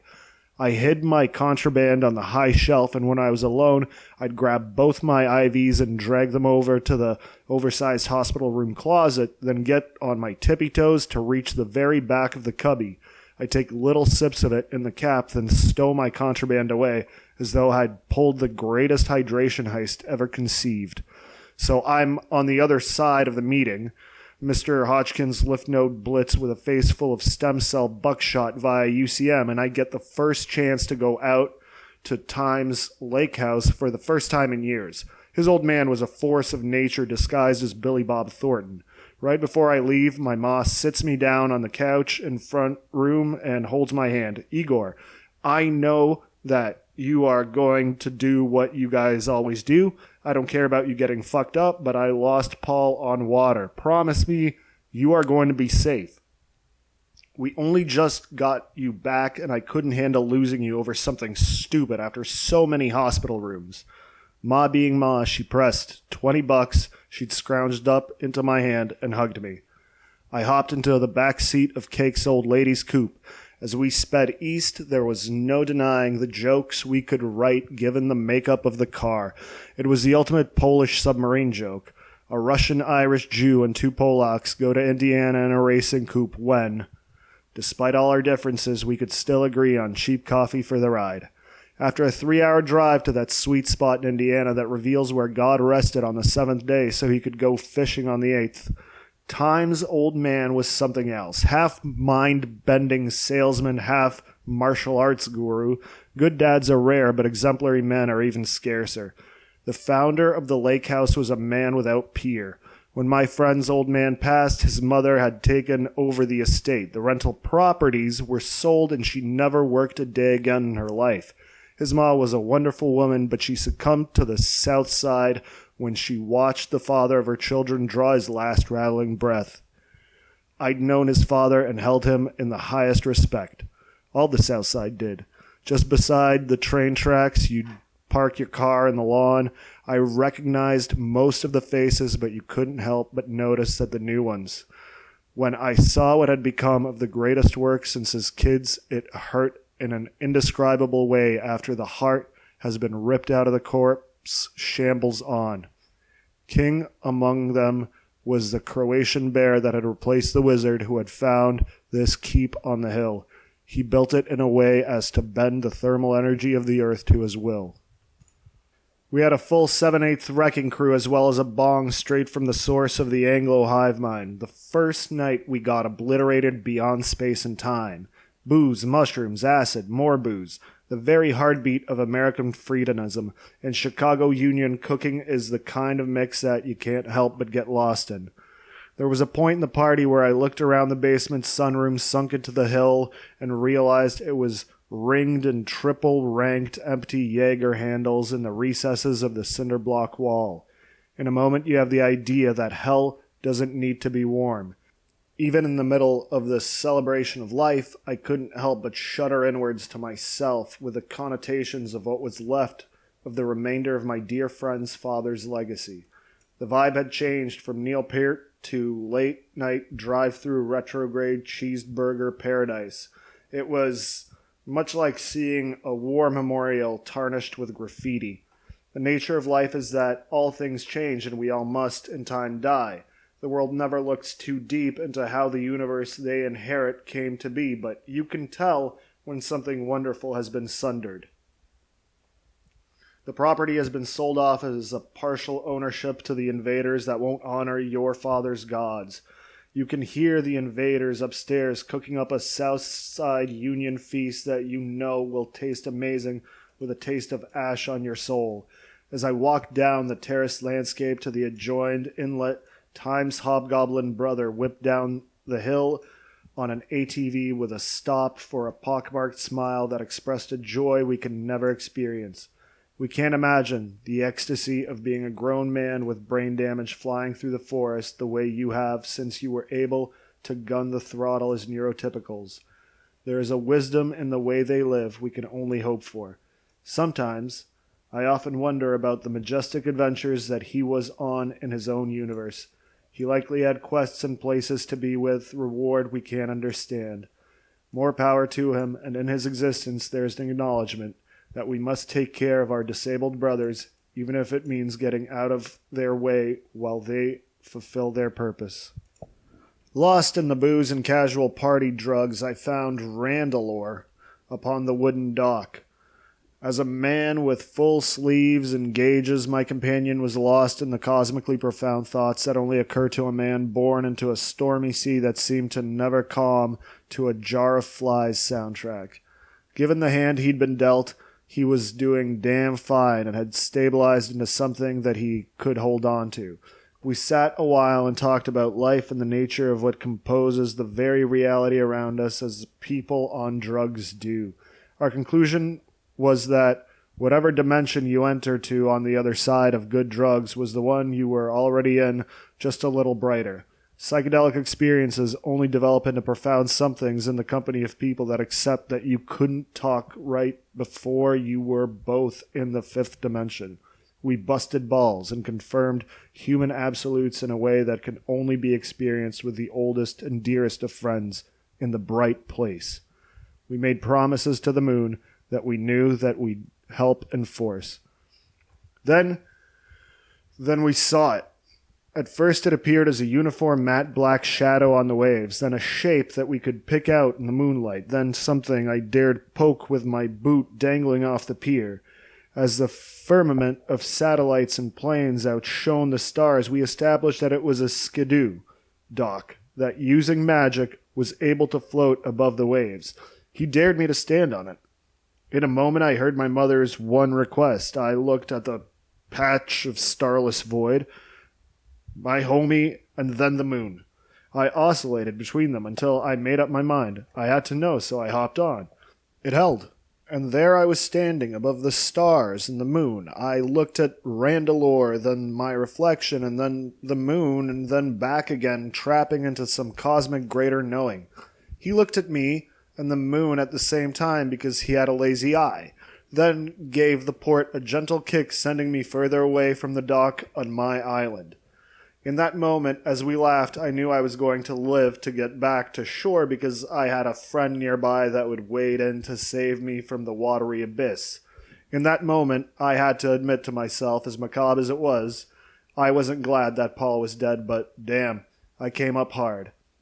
I'd snatched the chance to exist from the very jaws of death itself at every turning point. There is just a little bit of guilt being a survivor of a great tragedy that you must push past, knowing that it all was worth something, internalizing that you've done honor to those that didn't get their shot at sunlight as a path to joy. Months later, I'm waiting for my date on the far southwest limits of Cook County at a wood-paneled bar that's caked in kitsch. One of the digital gamblers keeps playing Wonderful Tonight with every cent his union pension can afford. Like any man that's been adrift in the bleak inner sea that we all surf while seeking a permanent cove, obviously, you paddle deeper and deeper into the digital horror of dating apps. Your results tend to end up in the same place when you use technology to hook you up for 4 months relationships at a time while seeking something you're literally fucking yourself out of. Obviously, the bar is a nice little place for a first date and it's cheap. One of the sad byproducts of where we are in the lurch of our true potential as a species is that we lost the ability to latch on to something solid because we've been brutalized to the point of syndrome. There is no great confidence booster for a date like having already seen her boobs before you decided to meet. Every time she'd sent nudes, she'd cover a very small part of her left ass cheek with the rest on display. I didn't ask because whatever it was, I knew I'd be able to inspect for myself before long. In walks my date, and we immediately want to tune the other's engine. The movements of a woman are calm and inviting, coaxing you to move your stool just that little bit closer until your knees are touching. She was a lovely school teacher without any bad angles in the low light that only highlighted her auburn eyes. As it turned out, her fiancé Paul died of an overdose recently, and she was looking to get back in the game. It was a story all too common in the 200-mile radius around Chicago after the first wave of fentanyl hit. Homeboy decided to parachute, cut junk in the den with his fiancée and mother-in-law just upstairs. He'd been trying to get clean, and it was his first slip-up in years. Unless you have an ulterior motive, people will give you the answer you are looking for if you ask them honestly, openly, to the possibility that we are all flawed in ways that have embedded themselves to your character permanently. The great tragedy of life is that when you are decimated and not digging up all you can be ships in the night. There are right and wrong ways to share trauma, and most of the time that means some cheap sex with a postscript to learn the lesson you keep missing. The modern quirk in dating is that the way we bond is through sharing of our unsutured wounds via inflicting them on each other in predictable patterns. Gone are the days of purity from the outset. When the towers fell, a gray shade was cast over this great nation. The draw is that we are trying to fix the past without creating a clean break from our ruts. So there we are, being amorous in the cluttered alcove in the back of the bar with a small room, as we both got handsy, allowing our mouths and hands to wander where they felt best applied. Pretense fully fell when the bartender left for a smoke. My date looked at me and I looked at her, and then in a moment of true human connection, she darted her eyes to the small women's room behind us and back to me, then back to the spot where we could be alone. I brushed her long blonde hair over the back of the stained upholstery of the couch and watched it fall as I looked back at our reflection in the women's room. Time slowed as we both experienced a moment of purity and singular desire entirely in tandem. Then she asked me, "How do I look? All right? You feel all right?" There was just a little bit of trepidation in her voice, as though she was questioning a deeply held belief. Using every blood vessel I could spare, I answered honestly in a blunt assertion that came deep from every level of being, but mostly the reproductive organs inherent to men. The wiener. Yeah, wonderful. In the heat of the moment, there is no time to lay out flowery verse when the loins are caught at a terse attention as the tide is rolling in. Then we looked at our neon reflection once more while making eye contact, then to our second-hand reflection in the silver pins machine. We knew what we were, and there was a promise of being able to depend upon each other for, at least the next 15 minutes, the rarest commodity that seems so common outside of the powder keg moment. Forcing myself out of the picturesque scene back to her with a head nod, "Yeah, you look wonderful tonight," we turned back and locked eyes, glad that we'd proved we weren't vampires, with a side pot that we were both of the same mind. We wordlessly agreed to share a walk of shame should the worst come to pass. We calmly made our way to the tiny room as fast as we could, speed walk, leaving our drinks on the coffee table, knowing we'd be back. Of what happened and how hot it was, I will not tell, but when she dropped her pants, there was the tattoo that had eluded me. There on the left cheek of her superior posterior was a tattoo that simply spelled Paul with 2 dots over the U, making it a smiley face. There I stood, hard-on in hand, focusing on standing to deliver, and I had a singular thought that breached the hazy fortifications of my mind. I wasn't glad Paul was dead, but I really came up hard. 7. Networking. I don't know about you, but God and I have been missing each other's calls for a while. In the beginning, we started off returning the call the next day, then leaving texts on read. At first, it was out of spite on my end, and then me dodging him for what I owed him for making it to the other side of the sick. Now that we are both old men, I get that we all have limited windows to pencil in a genuine conversation when one of us isn't on the rocks. To be a modern man is to know that just beyond your perception is something greater you can't ever conceive.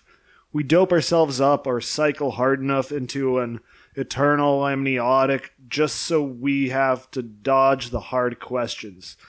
Truth, via biological absolutism or some divine power poking you towards what you were meant to be in your finite lifetime surrounded by people with the same disease, realistically end in the same place.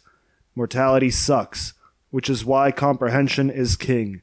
In the land of the blind, it rules to be the guy with 2 nearsighted eyes. Sure, it's not what you imagined, but you're on the come-up by nature of existing as you are. We all have screws loose when we leave the production line. It's just the way she goes. Every one of us has witnessed horrors beyond human comprehension if you haven't been totally isolated in some larger's wake. It's all right. And it's this thing known as the human experience. Our greatest peaks and gullies are strewn with the sharpest stones. They're designed to be anti-human. To deny that, even the most self-driven of us have to make deals with the uncaring universe eventually. Statistically, most of us exist in the malleable in-between of between bright enough to know we are clever yet totally incapable of bringing forth our true destinies. Even I, as some kind of alcoholic, gnostic, weird, barely capable of comprehending the world around me, is intrinsically drawn to the something greater. Sober or not, our great grapple with existence is understanding what it is to exist ever since Hammurabi wondered if he could charge HOA fees. The Tao, Jesus, and several versions of the Buddha exist for a reason.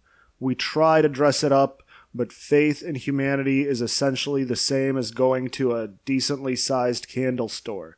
Some are cheaper, some have interesting quirks, some promise the most bang for your buck, but they all hit the same beats. Do good and exert yourself while being aware and active in your self-determination while looking out for other people around you has always been a maxim since caveman times. People quibble on the details, but we can all agree that at some point, upright apes won the cosmic lottery by developing opposable thumbs and an international concept of human dignity. Spend long enough wondering what it is over the horizon instead of doing something to get there, and you just assume it's unattainable. You must either become the man that climbs the peak or sells commemorative cocoa mugs beside the ski lift. You will only ever be what your limited comprehension of yourself is because we are constantly struggling with the non-physical part of ourselves by nature. It's almost like we've waged genocidal wars of purity and faith against ourselves since we had sharp sticks because we had an ironclad justification while completely missing the point. I never liked the idea of going to church, so after I'd made my confirmation, my parents gave me the option of church or community service. One was a clear front-runner if the other option is Catholic Mass in a modernized church full of hypocrites. I think that may have been the thing that opened my mind to the wackiness of the way people worship. More than that, the modern churches lack that personal, worn pizzazz of a church that stood the test of time. Like most things that most modern Christians do, they've lost the real flavor of the history of timeless messages that take us lifetimes to comprehend. They swap out pieces at whim without thinking about the endgame of what that garbled message means. Even then, we must have the right teachers to even give us a glimmer of hope to offer us the context. Even as a self-righteous teenage Greg Graffin, I couldn't help but drag myself back to my father's church every few Sundays. On its sloping hills, I'd make sure to avoid the funerals and masses, then go to where my grandfather sat to figure out life. That old church served but a single purpose. It wasn't a fortified complex with a slurpy shack designed to bring in money. It is a humble monastery, graveyard, and a chapel designed to honor God's recycling plan. Whatever that is. I'd sit there in the amber-lighted silence and get my head back together for whatever would come next in unsure times. I wondered how many times Pops and his father had separately come here and had a quiet think while Chicago burned every couple of years. To view your elders, or anybody as they are, is to strip them of their true story. I wondered if my forefathers had sat there at 35 thinking about girls like I was, then knew the answer looking at the number of flourishing branches on the family tree. I traced the petrified scuffs in the hardwood floor with my docks, and hoped that I'd found one that my precursor had dug in so we could connect through time. Maybe we're designed like this, and it's why ancestor worship is so common in the human mythos, but there's no better way to tap in the fella on the cross than having your past elder act as a translator for the divine. The same goes for my mother's father. I'd visit his church in the old neighborhood after a particularly fighty night downtown and wonder how many times he'd been there, repenting for the brutality he'd unleashed on some guy that owed money to a friend of the family. In places like that, you can couple with the rough concepts of what your predispositions are, who you are rather than pondering the ethereal. There is a discernible difference in the old German Catholic churches in comparison to their urban Italian Polish counterparts. The conversation you have with the guy upstairs changes in tone, but by nature you're forced to have the conversation with yourself at least while trying to avoid eye contact with the big guy. There comes a time in a man's life where you gotta take your shot at the big leagues to earn a living above the poverty line. Your inner rebel calls it selling out instead of paying your water bill. The beauty of the slow bleed of boomers from the workforce and the accessibility of junior college means that if your goal in life is to be a middle manager, the current era is full of openings for people who want to change the way the game is played. By nature, the world evolves from the bottom up because that's what survives. So when I was offered a chance to go on a sales trip to a client out where America was won, I took the chance. If you hate yourself and your maximum potential, you probably hate poorly defined advice for how to dig yourself out of a hole from somebody that lives in an eternal state of entrenchment. I've got a complex set in at this point. Still, from somebody that has wandered into no man's land only to wander back from beyond the barbed wire, it's best to trust the people that have a map for the patches of landmines. The only thing between you and a middle-class living is not getting caught in the past. If you're coming from something higher, leverage that into something more for the world to inherit. So go forth, I say, and innovate from middle management in the same way that all change has been made for good or bad throughout history. Rebellion always starts in the upper enlisted. It's almost like us Americans have this system of checks and balances when we need to accomplish something as a collective whole to respond to invasive threats to the greater organism. Be the change you want to see. It's not hard, and never seek asspats. Check yourself regularly, fool. It's just as easy to get lost in your own head as it is to rehab a small house on a hill that you've purchased in full using clever saving tactics leveraged against an over-leveraged market. In short, get a job, keep a job, crank numbers on efficiency, and someday you too can own a modest suburban property with decent fencing in a district that has safe schools. Pops was a road salesman back in the horrible days of Midwest manufacturing sales where you had to leave your family for a week and ignore the most interesting nooks of Americana to meet a client for a short lunch to reconfirm that both parties like the deal you've had in place since before Neanderthals invented the fax. Not that the tradition doesn't endure. His old man was a salesman and so was he. I followed my mother's side path of civic service until it broke me and slowly cobbled together the concept that making money was good and health insurance was very nice. When I look at all that he's built in a calculated, sweeping advance of life, I understand that he had to be pretty all right for a while until he became the legacy salesman waiting to retire. It seems that's the trick to success, if you could keep it reasonable. As a man on a mission, I ended up where Pops must have been back in the day as the junior on a road sale with an established salesman. There's nothing you can't learn on the internet from a 1099 other than how to be a free spirit. True salary salesmen are a dying breed. If you're hawking plastic retail consumer grade garbage, find a better vertical to work for just so you can retain your humanity. To be a Funko Pop salesman is to damn your very soul for the evil you've unleashed. For the rest of us, you are selling an OEM or a service for how it gets incorporated into where it's going. There are a million cogs in the pipeline, but we'd have no economy if we didn't operate in a way where people buy and use stuff from other people. Sustainability is only something we can do if we decide to just make less crap and more heavy machinery. We don't lock the software, actively turning your customers into your competition via corporate technocratic overreach. Everybody needs stuff and will buy your stuff, even if it sucks, until the market weeds you out. At a certain point, somewhere in the middle of Iowa, you lose inhibition and untense, cutting out the nervous chatter. You both become one in the purpose of accomplishing the mission while yearning for the next piss break, lost in silent meditation.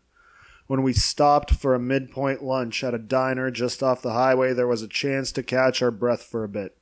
The salesman I was with had just gotten a video doorbell and took every chance he got to razz his family as they went about their day.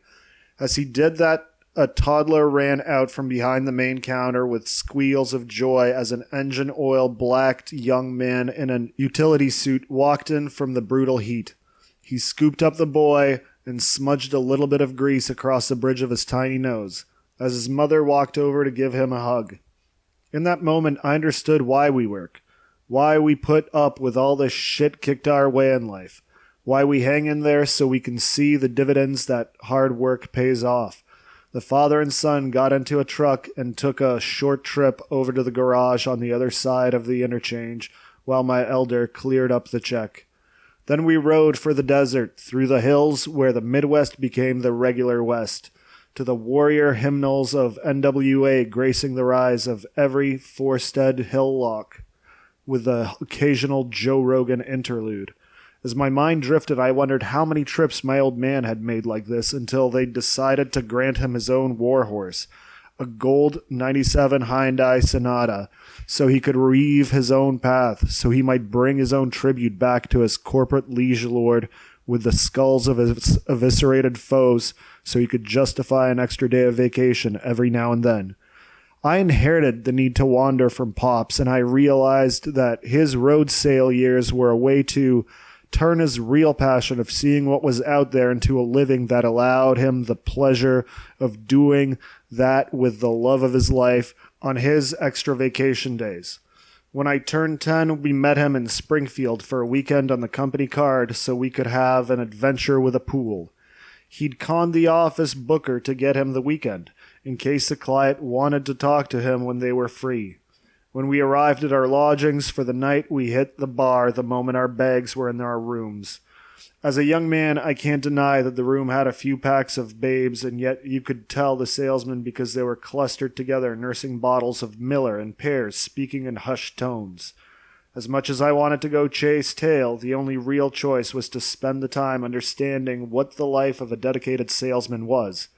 Our society has trained us to turn up our noses at abstract concept of what we view as big business, being some giant faceless conglomerate when you are outside the walled garden or forced into by a busboy within it. When you make 30 grand a year, you can't comprehend that an 85K salary really isn't that much for the effort that goes into making more than double what you earn in a year. If you get into the game and after a few churns in the gears, you understand that almost all business is just people working so they can fully own their home and maybe a boat in 10 years while building a safety net because they don't trust the government to provide for them in old age. It's also a misnomer that it's all sinister. Take yourself out of the call center mentality, remove distaste for a system stacked against you, and focus on the averages. Most guys are just some dude that are doing the same thing you are as a functionary of something greater, so that the frontier has diesel generators and ice cream machines. At the end of the night, after taking full advantage of the company card's magic power to provide 9 beers and a cheeseburger, I kicked off my boots in my room. I cranked up the AC to frigid and thought about if the other humps in the UPS outbound could see me now. You have to focus on where you are and where you can go without delving into wondering about how many of them are still there. The climb to the middle class takes forever, but there's an understanding that to reassert our roots requires a path of decades. When you look at how most Americans scrape by, it's always been the skin of their teeth, and we abide. When you've got 2 kids and a mortgage, you'll do anything to uphold it, but it's where we all want to be. It's the counterculture. The sellout is so vilified that the only path to making cash is the unstable ends of the union trades that allow you to tour for a week at a time. We're all working towards something far lower than our true potential, but it's damn fine to enjoy the petty respites on the climb even if the sheets smell weird. In the morning, I hopped into my boots and grabbed my shit, steeling myself for whatever was to come. If my salesman told me I was going to have to bare-knuckle box a forklift driver to secure the contract, I'd be ready to meet the call. We met up in the breakfast room and made small talk. I've never seen a breakfast room in a chain hotel that doesn't disappoint other than the Mark Twain down in Peoria. Fortified by subpar breakfast, we went out and conquered. Where we were, what we did, I will not speak of. The outcome was good. After an 11-hour drive, we were done in under half an hour. Nothing was signed, but there was a gentleman's agreement to keep in touch. My salesman graciously allowed me the time to hack a dart, and then we were off. I was disappointed that I didn't get a chance to earn my own company's steed by stoving in a guy's skull with a monkey wrench, but there would be time for that later. We flew back home and we separated, knowing we had to be back at the office the next morning, just glad to be able to go back to our respective comfy chairs for a few hours before bed. I got back to the trap house the boys and I were renting and immediately walked back into my normal life. The fellas were ripping bongs while playing cribbage with the gent cranked up. I'd been gone a few days, but I hadn't let my instincts get rusty. I flanked the beast and got by the collar, then repaying days' worth of scratches. As cute as she was the most dangerous animal I've ever met. I grabbed a beer, sat down, and asked them to deal me in.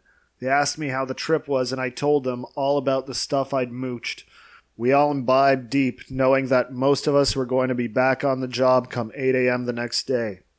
I slept well on my smelly floor mattress, then woke up early to drag my ass in late. When I did, I was real zazzed about making sales and calling my old man. As I drank that first sip of coffee that a company picked up the tab for, there was an understanding that it was cool to not bust your back for a living, and that free stuff is usually the best. 8. The Master's Call. As the rain drives down, you drum your fingers on the steering wheel with 10 minutes to go before the open sign goes to sleep. Something is whining on the radio, reflecting the internal struggle, even though you hate this song. The worst part about watching yourself fall apart is that at every junction between fixes, that there is a choice that drives the debasement to incrementally lower points. Every rot-gut alcoholic has uncountable number of nights like this. Nights where you should be sleeping, or working, or fucking, but you're chasing the dragon again. Most habits start small. A little grass in the morning here, a couple of weekday beers there, 1 or 2 drinks in the car on the ride home, 1 or 2 drinks on the bike ride home, all the drinks you want when you are only legally allowed to walk. Somewhere in the unending binge there comes a time where you buy a 6-pack of Tall Boys with a plastic half pint. A 3-day binge turns into years, and the hardest part is that you can see a clear point of embarkation on a cruise ship headed for degeneration, staffed by your mounting vices. You keep telling yourself you're going to get off at the first port in the storm, and you keep telling yourself the next one will be your salvation, as long as you can put it off another day. Out of the fringes where Cook County started to lose its grip, I understood that I'd fallen from grace. The thing I'd run from had stowed away in my skull before I'd fled north, where, despite all the churches, it somehow felt more devoid of God. Fleeing the urban decay of the south side, I'd walked open-armed into German opioid country, thinking things would get better. They did for a bit, and as with all things, it was just a lull in the bitter assault of the storm. Something about the extreme dichotomy of the area had me at odds with myself. $1-million mansions dotted the hills just off the river, with the hobo jungles tucked neatly out of view. You find yourself yearning to scrape up the cash for one of the isolated local stone historic that you can reasonably afford if only you'd sweep the legs on your flaws and pick their pockets for the things you'd loaned them all those years ago. Recovery of pride and purpose is always at hand, yet somehow beyond reach when you get caught in a hubris loop that you can't admit the severity of. Cheap land on the far edges of the urban sprawl is only there so long before it becomes condos. You'd think that the Walmarts of the world would be a danger, but the alliance of German Hindi investments brought endless budgets that needed to render unspoiled America into a defined profit per square foot.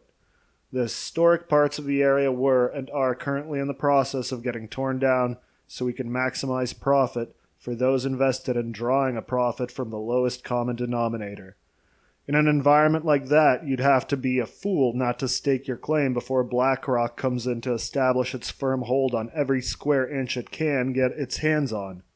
Somehow you focus on the BlackRock part of the equation instead of what is actually keeping you down. If the system is run by idiots and you're ahead of the curve, you become another dum-dum by not actually maximizing that potential. I remember every line on my grandfather's face, but his wife, all I remember is the vague shape of her, like a hunched, alcoholic orangutan in a plastic folding chair. Hugging her was like sinking into a bag of cigarette-pickled mashed potatoes. After she passed, we found bottles hidden away in the walls and vents so she'd never be far from a bottle of Beefeater. I always swore I'd never turn out like her. Yet still, there I was, drumming my fingers on the steering wheel, thinking about everything I could have, who I could be, until the thought again turns to why you don't have it. The hardest part about being down bad with the addictions is that the thought that immediately follows the acknowledgement of who you really are is the guilt for not being that. It's a sick cycle of Pavlovian training where you are both the fox and the man keeping you in the cage to tame your wild nature. When you no longer understand your body, it throws you for a loop. When the bloating creature you see in the mirror is what you wake up to every day just to trace the scars that have permanently disfigured the only thing you can control, you lose a shard of yourself. You trace the uneven grooves, knowing that you can never be whole again, after the boatman has carried away his toll. There is no amount of bluster to people you can make to not have them notice that something is permanently off and that you haven't dealt with it well. You can't help but think about what it could have been if fate hadn't extracted its pounds of flesh with its thumb on the scale. If you'd done this or that, you wouldn't be what you are now. Maybe you can change, maybe you can't. Nothing will ever be the same, and you don't know if you can salvage what little you have left. As the time ticks, you eventually head in, forcing every step with the power of your self-hatred for what you are about to do and have done for as long as your thready memory can recall. You make your uncomfortable hellos to the man behind the counter watching Nollywood movies and dodge past the cramped corner full of people pissing away their children's future on the gambling machines. The true debasement isn't in the drinking, but apologizing to the human husks trying to get in one last spin. You make your purchases. Then lay the bag upon the clanking bed of last night's last night of drinking. As you round the corner, there is a drunkard driver getting picked up by the cops. All you can do is shake your head, not understanding how somebody could be so careless that they throw it all away for one more mini bottle. Change starts tomorrow. You told yourself that yesterday and the day before, but tomorrow is your day. 9. Coffee, God, and cigarettes. It'd been pissing rain on and off for weeks, which perfectly suited me. When you want to be a sulking golem, you look for any reason to enhance that feeling in a brooding, cinematic catharsis for an audience of one that claps at itself at the complexity of the overlong, overcomplicated scenes that went on until you pass out just to repeat the process again. Trapped in a self-imposed, there seems no escape from your captors. The approach to 30 is a rough one, as you have to carry all that baggage up the mountain, knowing you'll pick up more along the way. We've always known it, but let me chip into that chorus. I was headed in freshly single, with no prospects and devoid of hope. It seems to me that every approach to the summit is a rough one, even when you've got it good, all things compared. You wonder about your legacy, and it ignites a lizard brain instinct to study the battles of Julius Caesar. If you ever want to get a room full of men to disagree, ask them if it was better that Caesar die so we get the Pax Romana. It's the kind of thinking that gets you hoping that one of your one-shot lovers yielded a bastard you don't know about. Standing there in the Senate chamber, in your head you know the blades are coming, knowing your greatest works will never be erected after the coming blows. Truthfully, I was worn out. Even before things got bad, I'd allowed my life to ride on the rumble strip and was reaping every one of those rewards. When a friend legally sold me the Ultra Mag for $100, the one stipulation was, if you kill yourself with this, I will never forgive myself. Don't kill yourself, and don't do it with a boomstick with a paper trail that leads to my door. A man is only as good as his word, and we are bound by the deals we strike for fear of burdening someone you hold dear. To give. With pulling a Cobain out as an option, what are you going to do when your boy says he's going to front you the cheddar for a kayak trip for your 30th birthday? Even if you don't want to pack your best rucksack with all the best booze, socks, and drugs, you must rise to the occasion. Great friends do you solids without the hope of any kind of repayment, which is why we should strive our best to not take advantage of them, as paying a debt of kindness in general should be returned to threefold at the least. The great kindnesses we do for each other out of love get counted and quantified when the Anubis slaps our ticker on the scales.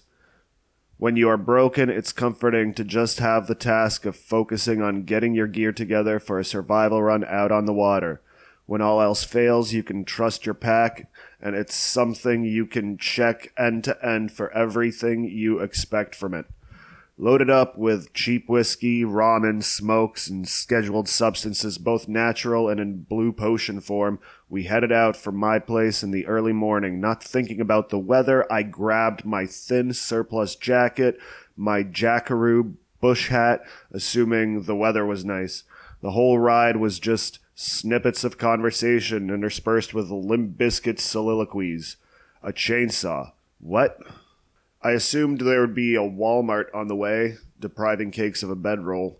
The best our champion got was a quick stop at the Super Value in Oregon. By the time we were on the water just past the dam, all he had was a huge bottle of Belvedere, a few packs of Camels, and a wealth of mini ravioli cans. Despite the shit hand he'd been dealt, Just before the sky came down, he trusted in the few creature comforts he'd been afforded. The kayak was liberation on the waves of the Rock River, and to be a chunk of steel in a canoe was to face the hardships of a dedicated supply chain. Cakes and Gigi were partners in the endeavor of being our freighter in the two-man canoe. More than once they sailed up against me like freshwater pirates to offer a lighter or forcible offer of the French spirits. I must wonder how often people look out the back door of their vacation homes to see a pack of drunks navigating the river. We'd all set out as light as possible as a crew that normally traveled minimally into the wild places of the world. From launching to docking, the sky gently seeped down on us unendingly. Skimming across the water, it was as wet topside as below our worn keels. In the mist, you pass so many properties and bits of semi-retained concrete infrastructure. The gentle mix of soft haze and the fog rising from the warm pits of the riverbank is indescribable. The crocskin hat kept the downpours out of my eyes as we rolled around. The jackaroo quietly really showed itself after years spent in campsites the world over. Trapped in the house for so long, the vascular effort of keeping yourself leading the flotilla is something only experienced. In the maneuverable kayak, you can scout the shoals and branches with ease. Zipping along with occasional collisions for distilled fortitude, I got to experience the wonder of wild America. If you've never seen the uninhabited patches of this great nation, go see all of them. If you've seen them alone, go with friends. Solitude should be a repose, not a lifestyle, when there are so many wonderful people that are living their own lives you can surround yourself with. Adventures with your fellow humans are only a few conversations away. We stopped when the shore offered us easy access. Fueled on booze and mini ravioli slurry, a port with a porta-potty under an elevated overlook was all we wanted. I'd compare it to the pioneer experience, but I'm pretty sure they didn't have a map kiosk telling them what was around the next bend. The time comes in the middle of a difficult task where the small talk cuts and you allow yourself to silently catch your breath as you regain your strength huddled together for warmth. The sky is the hammer, and you are grateful that the anvil is just above you. In a world tainted by overt sexual or negative commentations for manly brotherhood, it is good to have a reminder of what it is to be men among men. You don't care about the dividing issues of your ideology or difference because you are all one. In the hazy physical exhaustion, the offer of a smoke or a quick joke means so much more because you are all in it together. Literally surrounding yourself with those you hold closest as a team is the thing I think that most people out there are missing. Exhausted, there is no pretenses or discretion, so you get acquainted with people's true nature. Weary and drunk though we were, there was no feeling like being on solid wet ground. As a lard troll that had been lurking in his lair overlong, the exertion was a fatigued bliss of accomplishment, had been long neglected. Every temporary harbor was eventually left in pursuit of our greater goal. When we saw the aluminum jetty for final disembarkation, it was almost in disbelief. Battered by the waves, the sky cleared for us. The boys were subhominid gawking at the monolith of scavenged lumber tripoding to cook up nice and toasty to stave off freezing death. After a day in the cloying damp, to have a dry bedroll was paradise beyond imagining. I know Jesus got nailed up to some timber by frontier legionnaires because the second book was real rad, but this carpenter was really putting him to shame, not to blaspheme. Even blasted out of his skull, our man was handing out lessons JC was throwing down when he was flipping tables and loafing up the hungry. Knowing how many fishmongers Jesus knew, there had to be a time in the unreported years where he went struggle camping with the boys without the supply chain or chicks and the kids that they totally had. Born of God as a man, just like the rest of us, unless you're a lady. Just saying. As the fire dies down, the need to sustain it grows. On the hallowed ground, we had to feed the fire just for some passing comfort. Just before wandering off for wood, Laser hits us with, What's the nicest thing anybody has ever said to you? All I could do was hold back substance-delved tears thinking of a conversation between two Polacks on a too-small mattress in my parents' back room. Then Cakes hits us with, "She told me I was smart." And every man melts a bit. Every man in the crew, engaged or otherwise, felt the weight of the words because we all felt it. Sure, we could have planned better, but without those incorrect assumptions, there wouldn't be this moment. In your tent with your blanket backpack bedroll, you can hear every drop of water or conversation off in the distance. So much of how we view ourselves in history is informed by the memes of our age. Unlike when we came to the sacred grove, this was the true essence of the pioneer experience. Cold, wet men cocooning for sleep while farting out dirty jokes that echo through the darkness may be the most primally fulfilling of all sensory experiences. Resting your head on your pack as it hexes mesh to your face, you are afforded a reconnection to the human truth. Teddy K could have been saved to serve a greater purpose if he just had some buddies that he could go appreciate nature with a few times a year. You can understand how empires got conquered and mountains get climbed in a camp at night. Safely surrounded by your dearest companions, you can't help but understand what it was like being in one of Alexander's phalanxes. Luckily, all we had to haul around was booze and some boats instead of a bundle of 18-foot pikes and that heavy-ass Hellenic armor. Still, if we had to conquer Magna Graecia, I had faith in the endeavor of the supply chain could provide us with the undiluted wine we'd require. I rolled out of the sack the next morning in terror, hearing an official voice outside the tent. There were bottles and jars on the table while the ranger took our site fee. The forest cop looked resplendent in his uniform. Gigi offered me a bowl he was ripping, and for a second I wasn't sure if I was awake. The blue magic mushroom blue was sitting in the open on the table.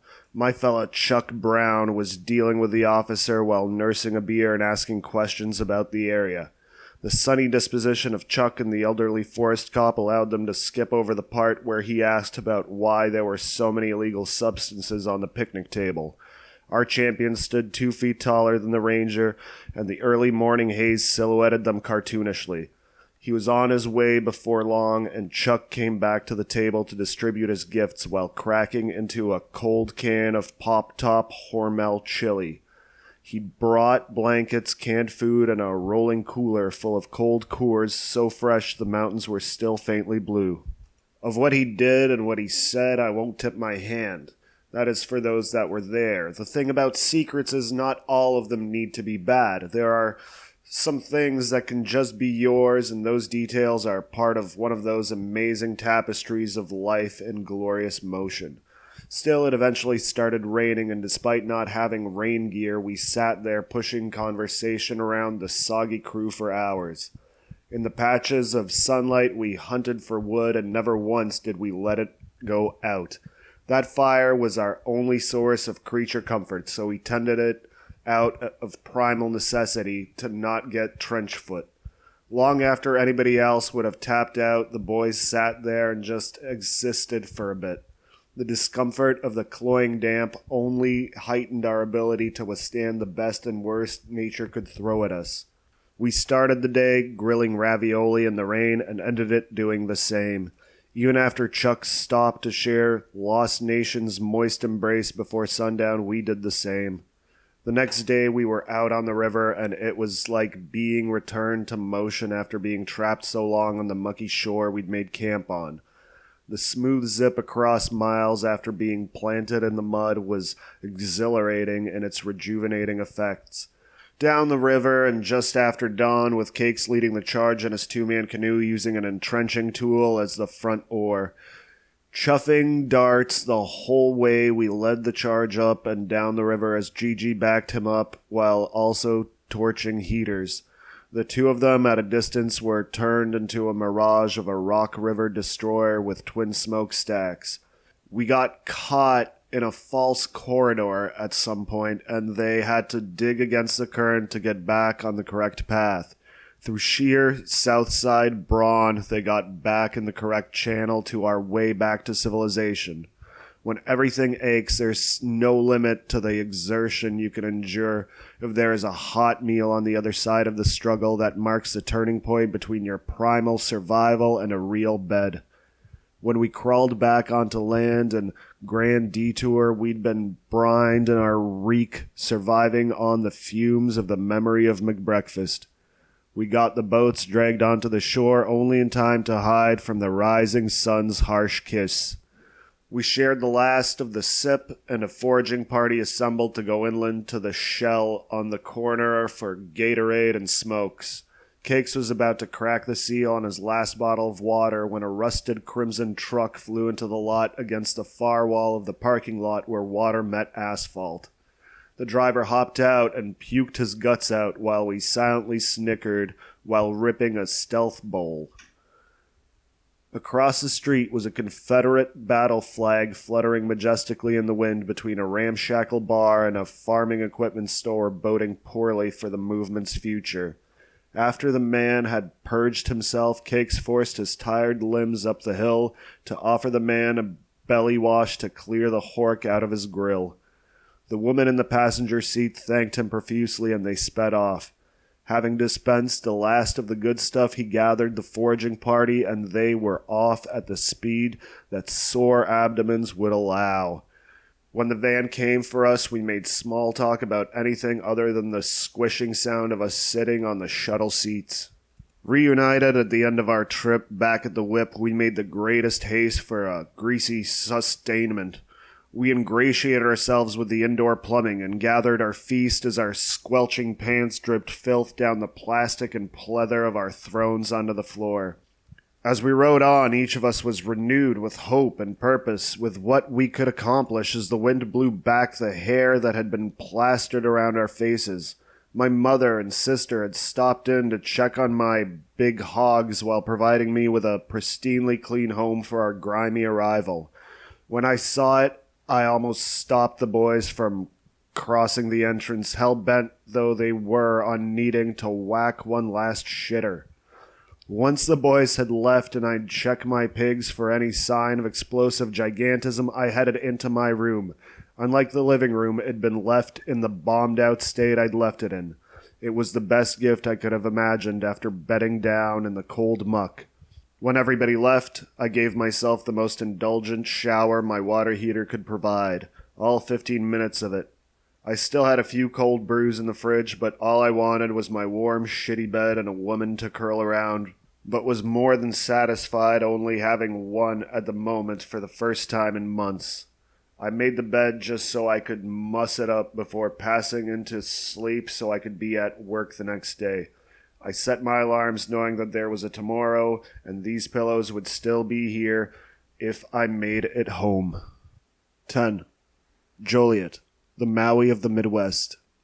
If there's one thing you can take away from this book, is that it is always so much worse and can, in a moment, become so much worse than that.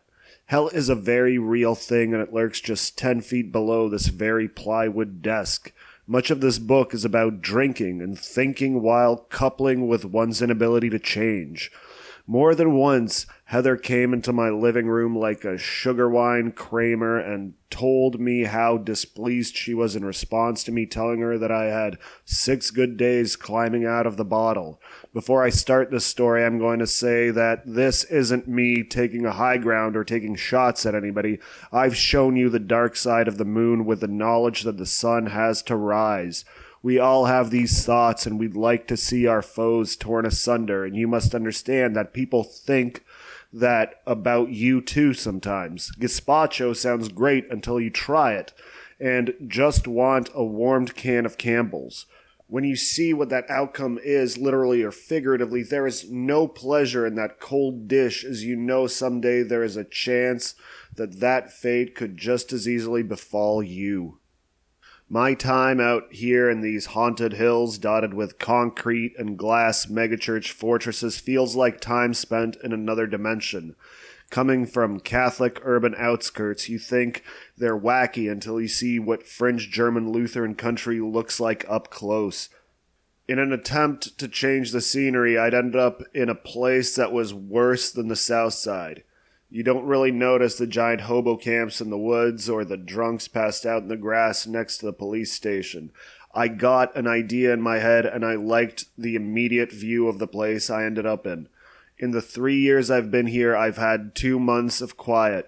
The first couple was a pair of the youngest bracket of the millennials that had grown up on mumble rap. She was a talented pianist, so in between her daily psychotic screaming matches, so the calm before the storm came with its own built-in symphonic soundtrack on a cheap Korg. I'd hear Bach cut off at the drop of a pin and turn into a fight that would run all night. Still, as much as it sucked, I had a brotherly bond with the guy. He was a product of his environment, but along the line he'd gotten sober and decided to stay that way. He was a bro dude of the most noble and common quality that grew weed in a tent in his living room. When he stopped smoking so he could get back in the union, he just gave what he had to me. Eventually he split with a chick and got with the woman he'd always been meant to be with. When he split from Colorado, he left me a set of plates that I cherish to this day. When he left, like any newly scuffed single person raised on a healthy diet of cultural romanticism, you hope it's a cute chick that you can strike up a rapport with. Barring that, you hope it's just a bro dude around you, your own age, that you can drink beer with, or a nice old person that likes to garden. The landlord came up and gave me the business when he smelled smoke when he was getting the place ready to rent. He told me that it was an older lady that had allergies. I went about my business until I saw her moving in a week later. She looked exactly like what she was. A busted alcoholic divorcee that was thrashing unreal for real. That first night, in the depth of my debasement, I went out for a beer, but my car was blocked in by ambulances. Not wanting to have a cop see me get behind the wheel, cocked, I stayed home and drank the rest of the 12-pack I'd plowed through on Thursday. 10 days go by, and I'm on my deck, cracking into my first beer at 11 a.m. while checking my garden, and I hear the sliding door behind me open up. Heather called up. "Neighbor? Hey, Mr. Neighbor." I was in the middle of working and really would have liked to be left alone to my drinking, but she knew I was up there. Out she walks in a sundress that I'm sure suited her better 15 years ago. "Got any beer?" Not being able to hide the can I had resting on the lip of the wall of the deck. "Oh, you do? I'm coming up, thanks." Having invited herself up, she drunkenly stumbled in, said hi while passing me, and immediately raided my fridge for 2 beers. She already smelled like booze. Already drunk, she lifted her sundress and showed me the deep cuts across her abdomen. She wasn't wearing any panties, and what I saw seared itself into my brain like a scalding vat of molten steel had been poured on it. Anybody that lived through the Black Parade part of being a millennial has a few veins they tried to pop. These weren't that. These were deep gouges dug in her flesh and rough troughs of psychosis-fueled self-loathing without an outlet. I hadn't seen her because she slit her wrist the night she moved in because the apartment apart from her family felt so empty. I gave her one of my potted peppers when she left in hopes she could turn it around, being able to nurture something that wasn't the pack of children she'd left in her bottle-strewn wake. I watched that pepper rot on her deck while she was locked in the house on week-long benders that she screamed to her captive audience with. Tropes and cliches are what they are because they are truisms, universal to the world we all inherit the day we leave the womb. I won't quibble on the words. You're either human or you aren't. She was not. Heather had become an animalistic troglodyte through all the wrong turns her instincts had taken her on over the years. Lost in excess yourself, you can see the void open up, waiting to swallow the best years of your life, given the context of where the path you are on goes, manifested as just another broken person. There was no helping somebody so hell-bent on living their fucked-up truth. As she came over more and more with ever more outlandish stories, I firmed up on the concept that there was no purpose to our innate leaning towards morality and stability. Every stone I could cast at her when it came to addiction, I had to cast back at myself without her help. One of the most horrid concepts you must face is your own mirror image down a few pegs. A rube locked in conversation with a chump. You may be asking why I kept letting her into my home. Understand that it's like being visited with a corporeal version of all your vices in the form of a drunk mother of 5 asking if you want to do coke. As a man of weaknesses, there is nothing that makes you determine that you need to change some things in your own life. A hang-up in our Western consciousness doesn't allow us to fully accept that there are people that are so unlike you it feels like talking to a separate species. They are biologically human, but a terminal case of brain fry has cut off all higher cognitive function. In most cases, we are trained to ward off the creepy dead-eyed ones, but you are never prepared for the truly manic ones. They're fast-moving and cut right through the armor, taking a mile for every inch. At a certain point, there is no amount of distance that allows avoidance from the maelstrom of trash brewing below like an existential septic tank. At some point, it comes up the pipes and messes up your bathroom. There is a great danger in indulging conversations with the embodiments of the most painful weaknesses a human can be cursed with. More so when they are the ones you've got. Somehow, even grown up, you end up acting like as a bartender when they need a last beer of the night at 3 a.m. There is no more sobering act than dealing out beers as an alcoholic that is counting every drink to ensure you have your own fix. Trying to seek support in those irredeemably lost is to always come up short and wondering why. Through her I learned to be kind, but the moment your hell wanders into mine, then erects a trailer park, I have to make a stand. Much like the impulses in your head that drive you down, she acted with indignance when denied. She'd get more angry when I told her I hadn't had a drink in a few days than when I denied giving her my booze. The turning point was when I went from a neighbor to a trauma ward for incurably broken bodies and souls. I'd left the city to get away from blood and madness and somehow tapped into what may have ended up as an Indian burial ground. At a point, you understand that you must separate yourself from the life you don't want to live. That nerd Nietzsche and his horse can't compare to the void one must avoid for a normal life in a world gone mad. His abyss was esoteric nothing of nothing. Mine was like a soundtrack of domestic abuse, having occasionally punctuated with Jane's addiction while the shower ran and crying seeped through my vents. The state of Illinois and her family stepped in multiple times to offer a clean way out, and she stayed true to the end. Her urge not to change or rat to the cops stayed absolute until I stopped knowing her. Her dedication to misery was such that I try not to think about where she will end up and what will become of her bloodline. Before she left, the trick she picked up was stabbing herself in the chest. I'd gone from weeks of elongated pitch battles to guerrilla raids of silence for a week, then waking up to screaming and the inevitable EMS pounding on both of the doors into her place. As a man that has spent time studying female biology professionally and otherwise, I realized she rode a small cheese knife along the curve of the rib to avoid any permanent damage. She didn't want to die. She wanted attention from a world that could no longer look at the fatal car crash that had become her life because it was so sickening. Without somebody else to inflict suffering, she needed to do it to herself, just so she could have a reason to prolong the handcrafted hell she'd carved out. It'd been going on for at least 4 decades since the behavior had started, and yet she was still living.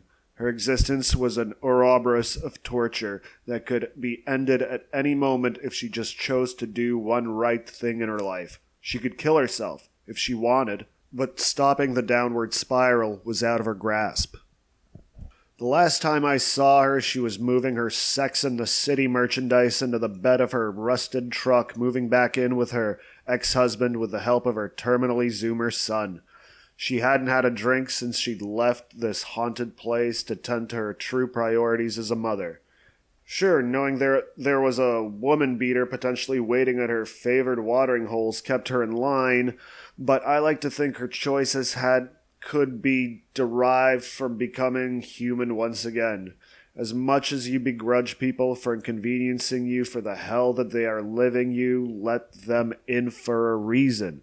I hoped only the best for her and her boy. Hopefully somewhere out there he went to junior college instead of getting into the family trades and traits. Allowing yourself as much empathy as you can emotionally afford, and not one step further. When she was gone, it was almost like relearning how to live without the sound of constant trash gladiators doing the only thing they know how to do coming from the vents. It helped me understand that proximity is enough to impart long-lasting effects when it comes to other people. There, alone in the silence I'd been craving, it seemed like my home was an alien structure that I'd only just now stumbled on. Without fear of invoking castle doctrine, you can just sit out on the deck and enjoy your shitty little garden, very glad that it was all in pots. Whatever I started here was something I'd carry with me for the rest of my life. 11. Dear friends and gentle hearts, if you take anything from this book, take it into your heart that American exceptionalism still exists despite our current state. It exists in the little pockets of what is left of the nuclear family. In everything we do, it's just a gas station greatest hit CD on discount that adds up to a crescendo that must inevitably come crashing down in a silence that leaves you feeling empty as before it starts all over again. In life, it's all about our relationship with the absolutes of our universe within our limited span of baseline consciousness. Everything has to end, even endless Grateful Dead solos. Everything eventually returns its energy back to the Earth or whatever planetoid you die on to feed the next churn of what comes next. From my earliest recollection, I always hated the holidays, prime among them Christmas. Cancer stalks my family like a gaggle of hunters without a license smashed on a gas station discount 36-pack of skunked Bush Light out past where the roads end. I've got a theory that it's somehow attached to whatever gene makes blue eyes so prevalent on my mother's side of the family. On that side, it's an even 50-50 split of people who caught the sick. Most of us make it out the other side, but some of us don't. My pop's dad got smoked by pancreatic cancer. It was almost relieving when they took 10 feet of my guts to ensure I'd live and never need fiber again. At any given moment in a year, there are at least 2 members of the extended family going through RCHOP. It keeps how fast it can all end and how deafening that silence really is on your mind, like a smashed bug cooked onto your windshield on a desert road trip. Long story short, we are all going to die, some faster or better than others. C'est la vie, and to the victors go the spoils. With most of the dominant male elders long past, the herbivores have taken over. Delicious though vegetarian cuisine can be, it has in recent years left the carnivores middling in the joy of just having a meat option with some love put into it. As the culinary palate of our little family split, we lost something crucial to our very soul. Savory, delicious meat. The kind of meat that exists only in our memory and advertisements from the 50s. God love him, my father has for his entire life bought good cuts of steak, then just throws them on the grill without any salt or pepper, then uses A1 to make up for the lack of intrinsic flavor. When I was sick and locked away in the hospital, I wanted 2 things: Pop's meatloaf and a Coke with a paper straw. We want weird things when we are dying. The paper straw thing was dumb, but the meatloaf totally made sense. The lack of spices and the fact that it had a solid texture was all I wanted. Outside of dying, however, I've always been trying to make up for that lost knowledge. Anyways, I've got an extended cousin who has been in a cage match with her white count since just after I got sick. This year we celebrated her father's 80th and likely her last Christmas. So, what was I going to do? Hide in a hole? I'm already down the neck of a bottle. I can't go much lower. I knew I had to do something positive to bolster spirits. In my vaguest memories, I remember my grandfather smoking Pall Malls, telling me the secret to a real authentic meatball and gravy. Meatballs. It was always about the meatballs. But in learning the art of sauce, you come to understand that the savory marrow and bones is unilaterally the key. Unfortunately, I'm the Uncle Teddy K of the culinary arts. I get it all right up until that last little bit where it all goes horribly wrong, with no going back. It's a natural extension of that ever-present feeling of nothing ever being done and nothing ever being perfect. I have an almost obsessive compulsion to fuck around with the perfect final works until they are irreparably ruined. Luckily, my cousin is a chef of the highest quality. I asked him for a recipe, and in the infinite grace of the universe, he offered to come over to help me make them. We've known each other for nearly 3 decades, and we'd never hung out just us. He very much wanted that familial connection, but I was festering in my dark corner. After Route 4, I very much didn't want to lose the few chips I still had on my side of the felt. It was almost natural that this is what finally brought us together. So we decided upon making meatballs on the 20th. Of course, it being me, having waited until the last minute just before what was touted as the snowstorm of the century, like every year, I couldn't find ground veal or pork. I had to go with chops. Being an absolute unit, my cousin had a solution. 3 hours before he came over, I lost my job. It wasn't a huge loss, but it was a massive kick in the nuts 5 days away from Christmas with only half the rent in the bank. So there I was, in the dumps, half in the bag, without ground pork or veal. He came over earlier than expected, and before we cooked, we talked. Of what we talked of, I will not share, but I can say that it was a bonding moment unlike any other. When you are in a radically negative headspace, you assume that you can never come in from the cold and be genuinely honest with the people that matter most. Because you are obligated to see them, you feel like there will be judgments laid upon your shoulders that you will carry like a yoke for the rest of your life. It wasn't that. We shared our successes, failures, and fears in a way that we hadn't even when we were children, sharing the floor of a rented motel on vacation, scheming of ways to get our hands on some quarters for the House of the Dead cabinet in the lobby next to the parrot cage. Like a tornado of action, he deboned the pork and veal, processed it, and had it into balls that we were baking in the oven in under an hour. I maybe formed 6 of them. The rest was all him. By the time he was done, I had nearly 5 dozen balls of red meat art. He had to be off before long, and we parted shortly after, glad we'd have more time to shoot the shit on Christmas, knowing that we'd broken the seal on casual cooking sessions. Starting the process of rebuilding the long-neglected interpersonal bridges was easy as that. I stowed the fruits of his labor, and for 4 long days eyeing them with an indescribable gluttonous lust.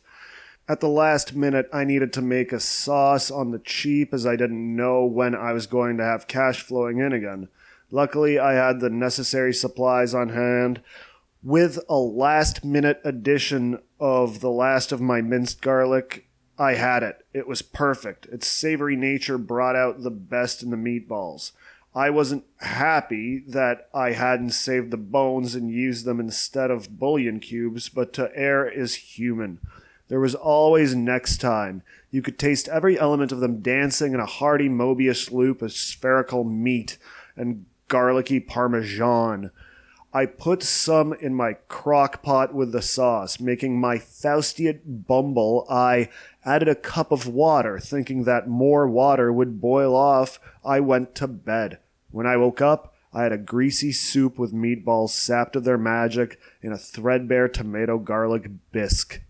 Not having the time or transferability to render it down off, it went to the party they'd been crafted for. Of the party itself, I will say little. That is, for us. There were drinks, good grub, and most importantly, the company of a family that refused to be ground under the heel by the capricious nature of the universe. More than once I had to head off to an empty part of the house to dry my eyes. We all did. Ever since the sick, I lost the callous emotional membrane that had allowed all the horror I've witnessed to wick off my wings. I keep my mind in an iron grip so I can keep my psyche as absolute as possible, since it's all I've really got, but my emotions are something else. As unmanly as it is to admit that sometimes the PTSD gets to me, and there is no avoiding becoming a blubbering pile of blubber. All the blood, all the misery, all the sorrow just wells up and I can't contain it. Big time, bitch-made weak sauce, I know. It isn't normal to be this broken, but purging my system like that keeps me from French kissing my Mossberg. Even without provocation, it comes at me sometimes while I'm sitting there. In short, I'm all whacked up in the brains and stuff, but I'm getting better every day. Emotionally charged moments like somebody's potential last Christmas cut to the core. Bravado aside, it hurts to watch other people hurt, and being able to do nothing. You can either get morose, or you can do it up big. There were plenty of hard moments for everybody. I don't think any family party is any different, even without such high stakes. We are incoming and outgoing by nature of the human experience. You don't need to read the philosophic greats to understand the basic nature of human experience. Sure, certain deficiencies require certain fortitude against the tsunami we all know comes eventually, but properly placed bulwarks safeguard the erosion of time. By the end of the night, I needed to sober up before going out on the road. I'm far too old to endanger other people with my own poor choices. Plus, my tires, brakes, and the snow weren't getting along. My uncle made me coffee while the last stragglers played Uno. I'm sure every person at the table was waging an eternal war to keep the waterworks down, but maybe that's what the room temperature limoncello was there for. The uncanniest thing about it all was my uncle's ability to just sit in his chair talking to us outside the brutal cyclical war waged between the generations of the family and face the moment with such zen. He sat there, chiming into the conversation and just soaked in the moment across from the fire. For the first time in years, the parquet doors were scuffed up from the pitter-patter of sugar-high children's feet. Christ was going to be born tomorrow, and he didn't need St. Nick to give him the greatest gift a man could ever receive in the face of a lifetime of struggle. Did he buckle or bemoan? Does any Pollock with real weight to carry? He just offered me coffee and a quick joke about the birds nesting in the garden. In the act of acceptance, there is an understandable radiating belief that things are what they are, and you must make the best of the sparing moments we get in this world. In the face of absolute despair, you must revel in the true accomplishments of your life to drive you into the grim haze of the future. To admit defeat in the face of desolation is to meet the same fate yourself. So then you must push on to the next peak, understanding that there will be a deep valley on its other side. All you can do is push on towards the next great height. And when you can go no further, enjoy the view until the night falls, looking down on how far you've come. When I last said goodbye to my cousin, she was the only one that knew that we'd meet again. 12. Run of the mill.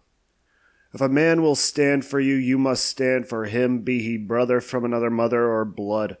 All we have is each other, and humanity is derived from close-knit tribes of goons checking out what is over the next rise.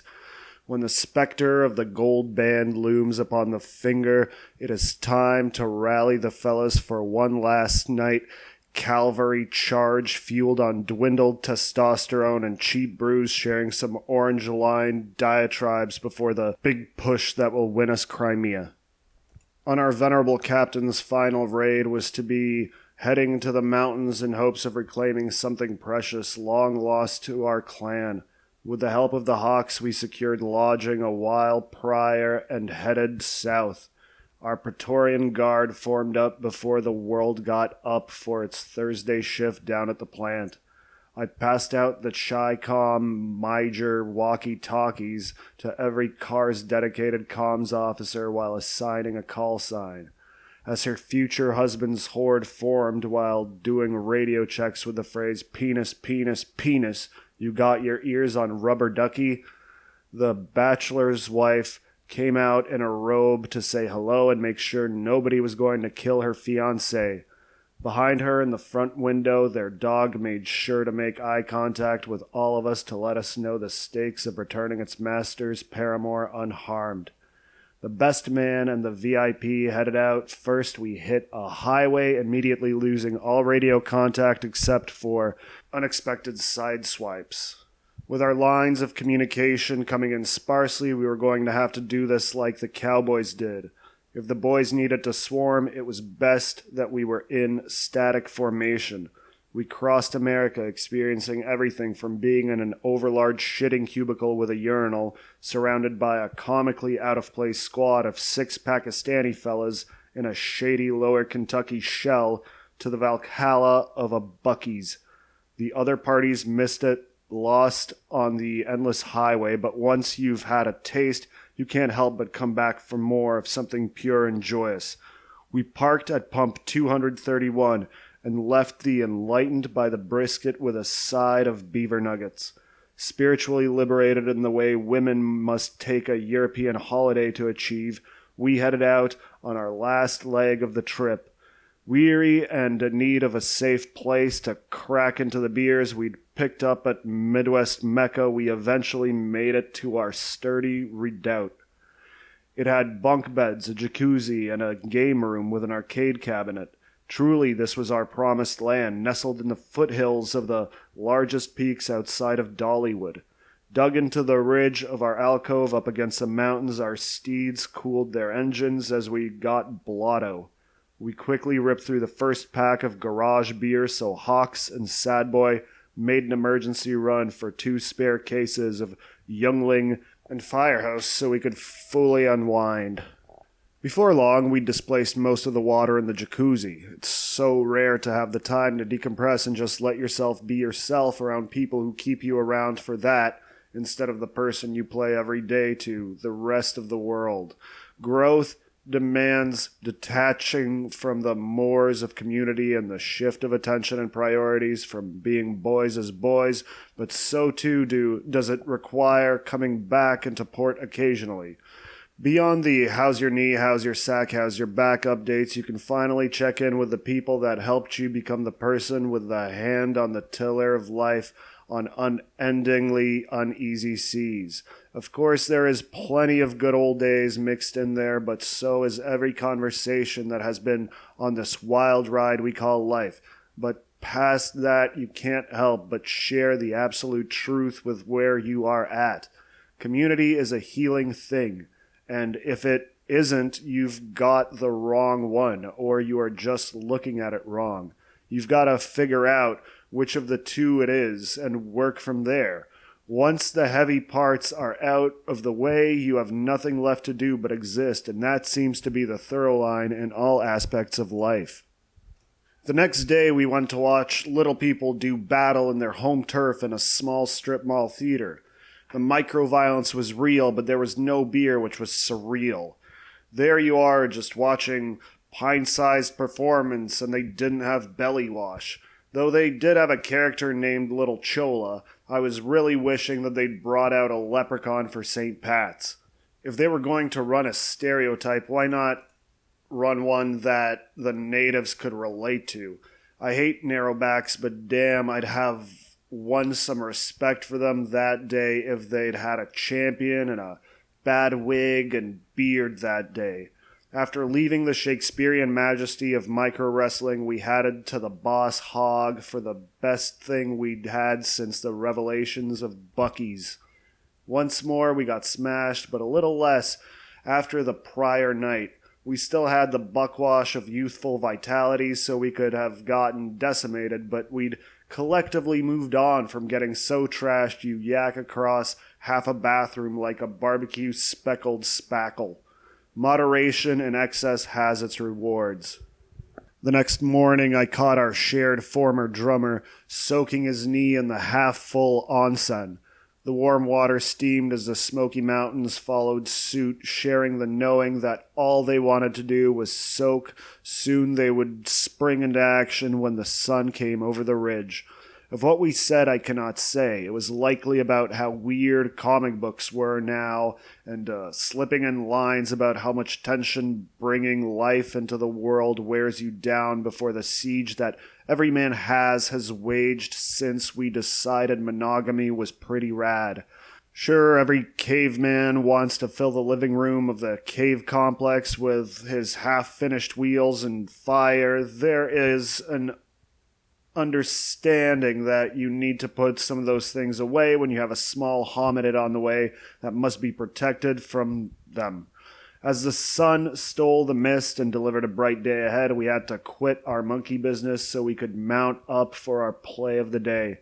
We headed out after stuffing our gullets with A&W before heading up to the mountains. The snow denied us initial impasse via a singular narrow path, but after a while it melted, knowing that Chicago had come to shovel and put down chairs if it didn't get out of the way while reserving a parking spot. It started out slow, but every man worn by age and used to the flatlands of the Midwest grew weary as the climb was measured in half footsteps. Every time you stop for rest, you think the view can't get any better. When you break the first set of canopies, you assume it can't get any better to discourage you from reaching the peak. Old man ailments and nicotine deprived, we hit a plateau and rested a while, understanding how far we'd come and how far we'd had yet to go. The captain had packed a beer in his bag. We'd all assumed we'd want it, but we went for the bottled water at every chance we got. There, on the flat Precambrian stone overlooking the 3 miles it had taken us hours to go, we got stock of our provisions and reaffirmed purpose. As we stood there, I had 2 conversations with passer-by because my sweater simply said Michigan. It was much like being a Hoosier on a plane having people ask you about the Book of Bakanan. It's surreal. What people pick up about you at a glance. I assume that if my shirt said New Delhi, I'd have people asking how the weather was there after hearing the verbos were cheap despite the acid rain.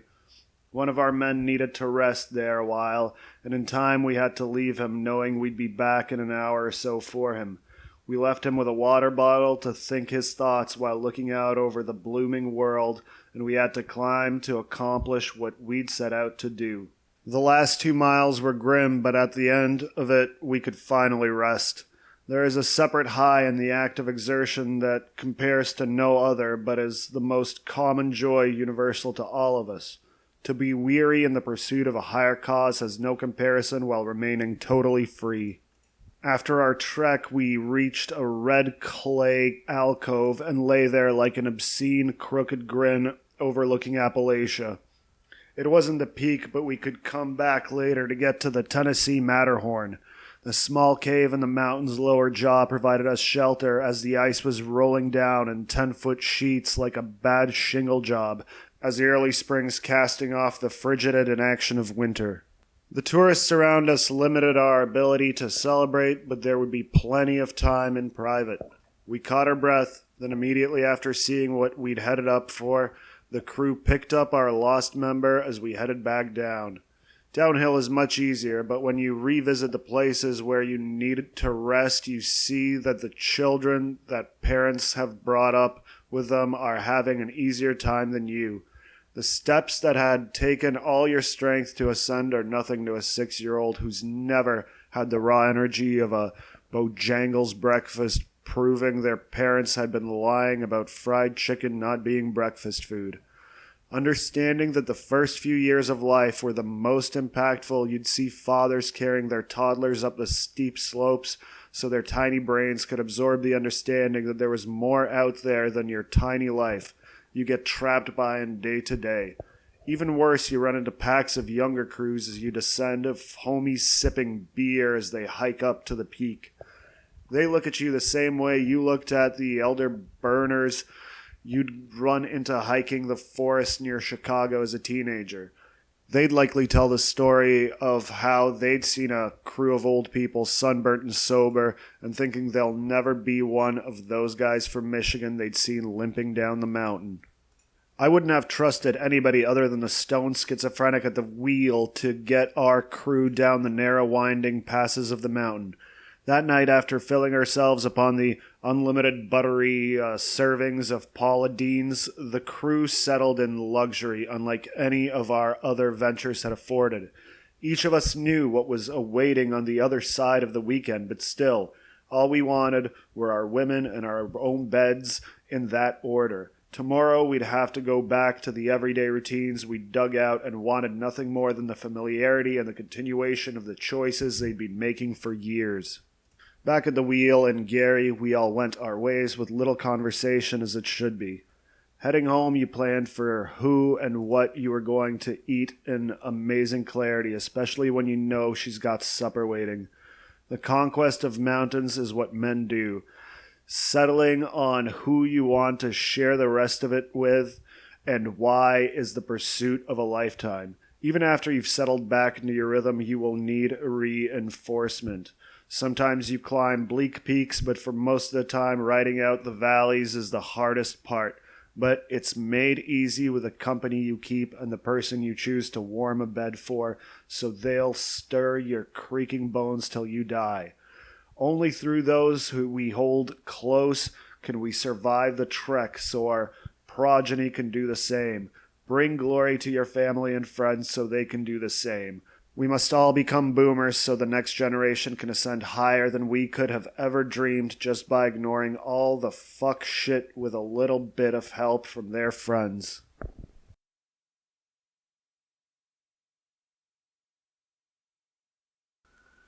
"13. They threw me out of church." Wesley Willis. We all must die. This is a through line for all things. We are a bacterial strain that developed cables so we could buy and sell the best damn set of steak knives that 2AM provides. We've got this in the bag. It took me 36 hours from knowing I had a 58-hour window to see my cousin one last time before she walked into God's arms as the noblest creature that he's ever created. I spent just as much time in the shit eastbound traffic as I spent at her side when I knew that it mattered. My ego, my fear, my hang-ups mattered nothing in the face of paying your last respects to a living legend. We all create pantheons in our heads, and for me, she weaved her way into the carved pillars of what holds us up as a human on an intangible, that razor-thin slice of something more on spiritual level that ties us all together. To deny the dead or dying our time is to set ourselves up for the same fate. You will always regret not affording the availability of being there when they call. It took half an hour to traverse the titan of medical science. It was the unkindest cosmic trick to have to walk past the Keith Haring painting to something that mattered. I'd snuck in a beer to have one last pint with someone not long of this earth. I found myself in a calm holding room watching the fish tank bubble while waiting for directions while fighting against the demons that bound me to the building 10 years earlier. A nurse directed me to my cousin's room, and within I found my wizened uncle and his daughter. As the sun set over the skyline, I came to understand the truth of what it is to be human. My uncle had buried his wife, and now he was going to bury a child. Not only was he going to bury a child, but he was praying that God took her at his earliest convenience as an act of mercy. Still, as he ate his hospital cheeseburger while I sipped my tall boy, we talked about real estate and the housing bubble. My uncle, with more reason to be bereaved, was the standard bearer of hope. I don't know if he knew that I was trying to find a way to bridge the gap between me and God, but he hit me with faith of the purest nature. It doesn't take massive, ugly superstructures to find God. God is that little spark keeping the pilot light on. As a soft aside from us talking about the housing market, he slipped this in, leaning back in his pleather armchair as the golden April light blasted us from the west over the real Chicago skyline. Our people had first settled there when they came over the drink. The stories the elders of the clan told me about the real Chicago and seeing old bluesman on Maxwell Street and the calm before the racial rift that appeared after '68. He told me that as his daughter was undergoing the worst of the lingering throes of cancer, she, as a woman of faith, asked him why God would make this happen, why God would let this happen. The implication of the question was why God would allow us to die in such horrid, elongated ways. I'd always looked at the concept of something with outright scorn in the way that only the early internet could generate. I'd softened up in my old age, but I'd ask myself the same thing when I was sick. My uncle gave me the same smile I'm sure he gave her and just said that we are all made imperfect. There was a tranquility imbued into the words deeper than I can ever intellectually contextualize for you. Then he offered me part of his cheeseburger. He's a proper Polak saint that sends you home with food one way or the other because he wants to make sure you are taken care of. All our lives, we set out seeking interesting, pure humans to take lessons from and always miss the forest for the trees when it comes to what we can glean from the people just in front of you. The saving grace is that they won't begrudge you when you come back to the table. All people want is some of the time you get on this planet so they can share theirs with you in a selfless act that allows us to continue to remain human despite the solemn march of technological progress. When everything else falls away, the heroes among us will wish they had some white onion with the burger, but offer you the one thing they've got. It took me 45 minutes to find my car in the massive parking structure I used to know like the back of my hand. Lost in the past, you follow the same paths you always used to get lost in, knowing that there wasn't good parking until the third floor. When I got in the car, I was finally able to fully let out whatever I had been brewing with a single private breath. As I headed out, I knew that I was going to be paying a premium for parking, so I produced my punch card. One of the gates was malfunctioning, leaving the path free and clear. As a Polak, the whole $7 for parking is a dilemma, but given the nature of what I'd started brewing, an understanding of it ignited a completely different kind of submarine screen door takeaway. Of course, I navigated out without paying my due so I could get back into the beating heart of the urban sprawl. The seraphim intercede for you when you just need a single wind to keep from driving into the polluted swill of the Chicago River out of despair. She was dead within a day. Her passing lined up with my fraternal cousin's baby's first birthday. Of how it was celebrated, I will not say, but it was fitting of an heir to such a wonderful legacy. For most of human history, life coming into existence was treated like buying a new ox to plow the fields for your farm. Given how birth rates are going before they ramp up, a baby is treated like the genuine gift it is. You know that you're going to give this guy noogies until at some point he becomes the one doling them out on your bald head. At some point, ape brain kicks in and you understand that nobody is going to mess with this little bonobo without dealing with the rest of us pygmy Polak chimpanzees. His mother and father beamed at the burbling thing on the floor, knowing they'd done good. An inquisitive baby with good blood and an even better support structure is 1 in a million. We hit the jackpot. In the same way my cousin was soon to pass on her greatest gift, the little man gave me a way to pay that forward. A way to enrich a life for the one God had called to the last test she'll ever take as a teacher. Pulling up to the wake, I had to force every step into the sterile interior of the funeral home. The boots my aunt had given me at 15 had accumulated the momentum of a life we had spent together, and it allowed me to accomplish a task harder than climbing the mountain. I found myself walking down the track to pay respects beside my sisters, following a bit behind our parents. I don't know who carried who on that walk up. Locking into a step beside the youngest and most accomplished on the approach to the crushed velvet pew, we could see our elders being emotionally crushed. We had it until a simple cover of You Are My Sunshine slotted into the playlist as we both found a way to internalize this hard kick in the shin life had sent as a reminder of the true nature of reality. We'd both developed good poker faces, but it was surreal watching the mask crack and looking over at somebody doing the same while offering their support. I wrapped my arm around her and gave her hand, a tiny palm, a reassuring squeeze. So often we forget our purpose on this planet because there's nothing to check ourselves against lest we wreck ourselves. She composed herself, and via her strength I was able to do the same. When we kneeled beside the box containing the tiniest version of the largest personality that's walked Chicago, I placed a meaty hand back on my sister's and made the sign of the cross for the first time in a decade. I wouldn't let my ingrained atheist superstitions stop me from paying respect to JC just to help her chances of getting into the big party. Even if I couldn't place what I was feeling, the familiar motions helped time keep moving, even though everything seemed to be falling apart. Beside the box where his daughter lay, my uncle greeted us the same way he had greeted me in the hospital. There was almost a joy in the way he met us. He had the mannerisms of a regional salesman welcoming you to their biggest pancake breakfast ever. He had been granted peace at the same time his daughter had finally been given mercy. My uncle gave a eulogy about how he'd been dealt the wrong breakfast a few hours before his daughter expired and knew it was time to go home, even just to freshen up a bit so he could get the thing he'd asked for. His order wasn't what he wanted, and he knew that he had to step away to allow nature to take its course.